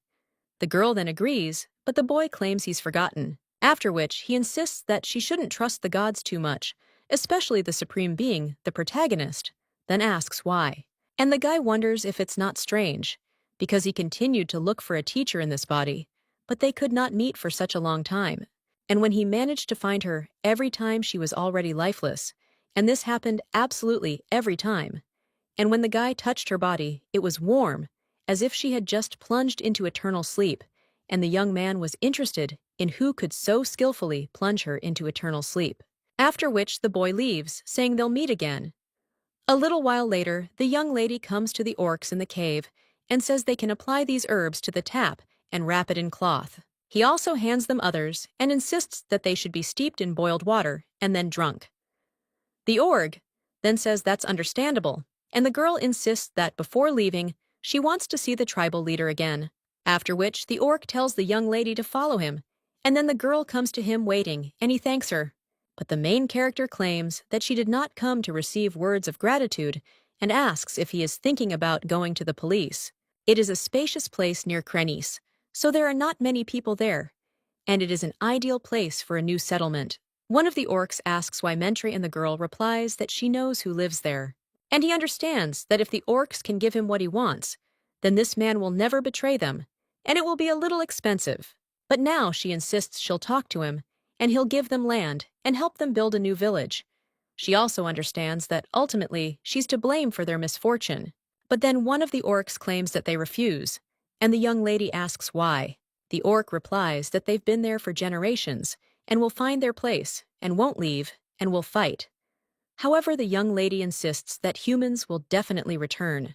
The leader replies that they know and people will persecute them and bring them hardships, but they will fight because it is their pride. The girl then thinks that the thing they will never compromise on is their pride, and that cannot be changed. After which the girl says that it's fine, but let them accept the materials that she sends them through her friend, and she won't accept refusal. However, the chief then tells the wanderer to wait, and the young lady asks, "What is it?" And the orc replies that not long ago, there was a small earthquake in Krenis. The girl then claims that this kind of thing happens there all the time, and asks what they are worried about. The chieftain claims that Pendreed is waking up. A short time later, the girl says goodbye to the orc and thanks him. The orc insists they won't forget her, and that the girl saved their tribe, and the protagonist is a little surprised, but then insists it's all because of her. She understands that if only she hadn't gone to the magic tower, the Marquis wouldn't have gotten involved with this tribe. However, the orc cries out that no bad people attacked, they are also victims, and so is she. So the girl shouldn't blame herself. The main character is then a little surprised. But then, with a smile on his face, he agrees, and also tells them to go north as soon as the wounded get better. And there is a forest where they can hide for a while. A little while later, the young lady returns to the place where the magic circle should be, and realizes that it looks like they are already restoring it. And one of the knights shouts that they are almost finished. The girl also sees herself nearby and realizes it's an illusion spell copying her. The young lady then dispels it and approaches the place where she should be. One of the knights immediately runs up to Her Highness and claims that they can leave now, to which the girl agrees and says that they can go. The young lady also inquires about what happened to the orc tribe. The youth replies that they were pursued and it seems have fled to the east. The girl then realizes that they sent the knights in the opposite direction from them, and Lionel will even take care of that. The young lady understands that the bandits were experienced, and she thinks that they did not leave any traces when they got there. But the territory of the Magic Tower is a place where you can find any speck of dust, and she is sure that very soon they will find traces left by people, so she asks them to quickly find them and deal with this for her. The knight then claims that the Magic Tower has prepared a new carriage for the girl, instead of the damaged one, after which she thanks him and fixes the carriage, and also thinks that so much has happened. And she found her diary and also brought Leonard to his senses, saw the orc tribe, and also learned about her friend's awakening, and also about Lionel and the gods. The girl also understands that it's not that she didn't know about their connection to her immersion in eternal sleep, but she'd better be prepared. When the girl returns to her palace, she says she doesn't want to work. She realizes that 4 years have passed since she returned from the Magic Tower, but all she did was, it just lay there. And even if the gods united with the evil spirits, it would never move from its place. Just like Pendrati, the fact that there was a small earthquake is simply evidence that he stretched sweetly in his sleep, and she knows him better than anyone. And in other words, doing anything now is a waste of time, and she will rest for the rest of her days.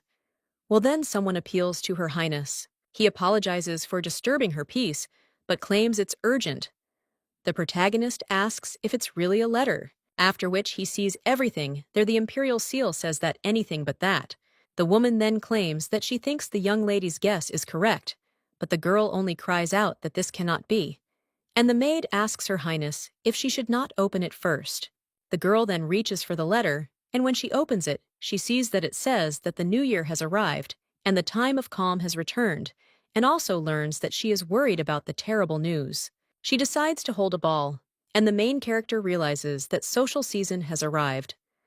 This is the season when single people attend daily parties to find a partner, and at these parties there's always a debutante. She was usually the exception. However, the young lady is a member of the imperial family, and it is her duty, and due to the terrible law, she also had to go out early in the morning to get a new dress. At this time, the woman asks the girl if she really doesn't like the social season, and the young lady replies that, yes, she doesn't like crowds of people either, and she also doesn't know what to talk about or with whom. And besides, she can't dance at all. Lena, shocked, then asks if the mistress can't dance, and the girl replies that she's never learned, so how could she possibly know how? The woman replies that this is true, and she has not attended any dance classes, and copes with everything perfectly, so she thought that their dances would be within her capabilities. The young lady then asks if Leanna can teach her, and the woman apologizes, but claims that the first song has already been chosen, and she doesn't know it. Afterwards, she finally realizes what she's come up with, and asks her friends who might be able to teach her dance.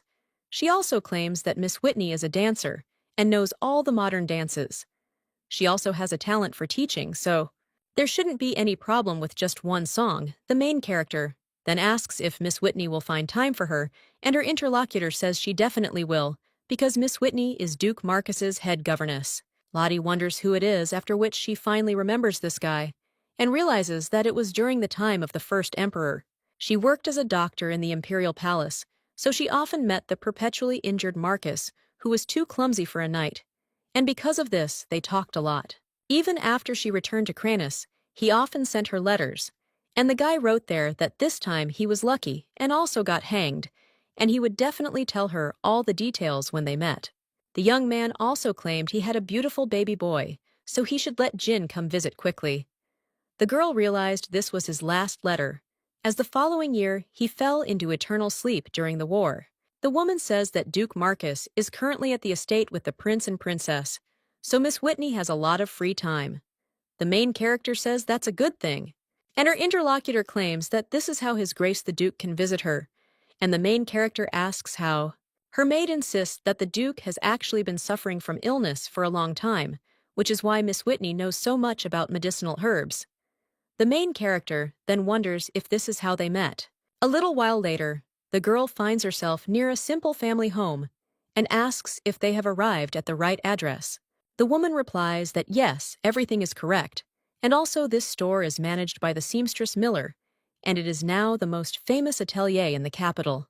The main character says that the atelier is overwhelmed with orders during the social season and asks if that's true, and the woman replies that she's right because she signed up 3 years ago.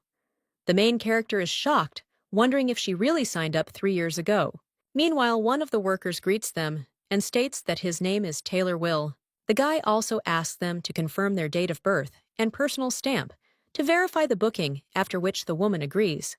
But the young lady wonders if this is really necessary. The young man then tells them to wait there. For a little while, the prophet will arrive soon, and he will bring them something to drink. The main character then asks if the woman is really so willing to give her the reservation she's been waiting for so long, and the maid replies that of course, and this is the least she can offer the lady. But the main character thinks that she is so ashamed, and she wonders if they will agree to make a second dress for Miss Selah if she pays extra. But at this time, someone else comes into the house, and the worker says that the lady cannot do this, but the girl claims that she also made a reservation at least 6 months ago, and the man claims that her turn has not yet come. Afterwards, a lady with pink hair enters the room, and the protagonist realizes it's Hermilia, then merely smirks and says, "It's been a while since she's seen Her Highness Princess Lottie." The girl also wonders what kind of meeting this was, and how Her Highness dared to accuse her then. But during the prayer ceremony, she said that she was wearing a stolen pearl necklace. The Marquise also thinks that nothing like this could have been a gift from Baron Dean, and that it was because of her that she had to sit in the mansion for a whole month, and therefore she will not leave the girl alone. The main character just looks coldly at this girl, and the Marquise then turns to Her Highness, the Princess Lottie asks if there is anything she wants to tell her. The young lady then tells her goodbye, and the girl cries out that no, and that she gave her the wrong information again. Lottie then asks what information the lady was talking about and whether she'd forgotten something. The girl then screams that she is talking about His Majesty the Emperor, and one of the men then asks the lady not to do this here, but the girl only screams that it is too noisy there. Then she pushes the worker who falls and hits the furniture. The main character watches in shock, and the lady with pink hair at this time asks how a commoner dares to interfere in the conversation of aristocrats and whether he is on an equal footing with hers. The young man then wants to say that this is so, and the girl is only interested in whether this is unfair, but they are commoners. They are under the protection of the aristocracy and live carefree, and this is not surprising.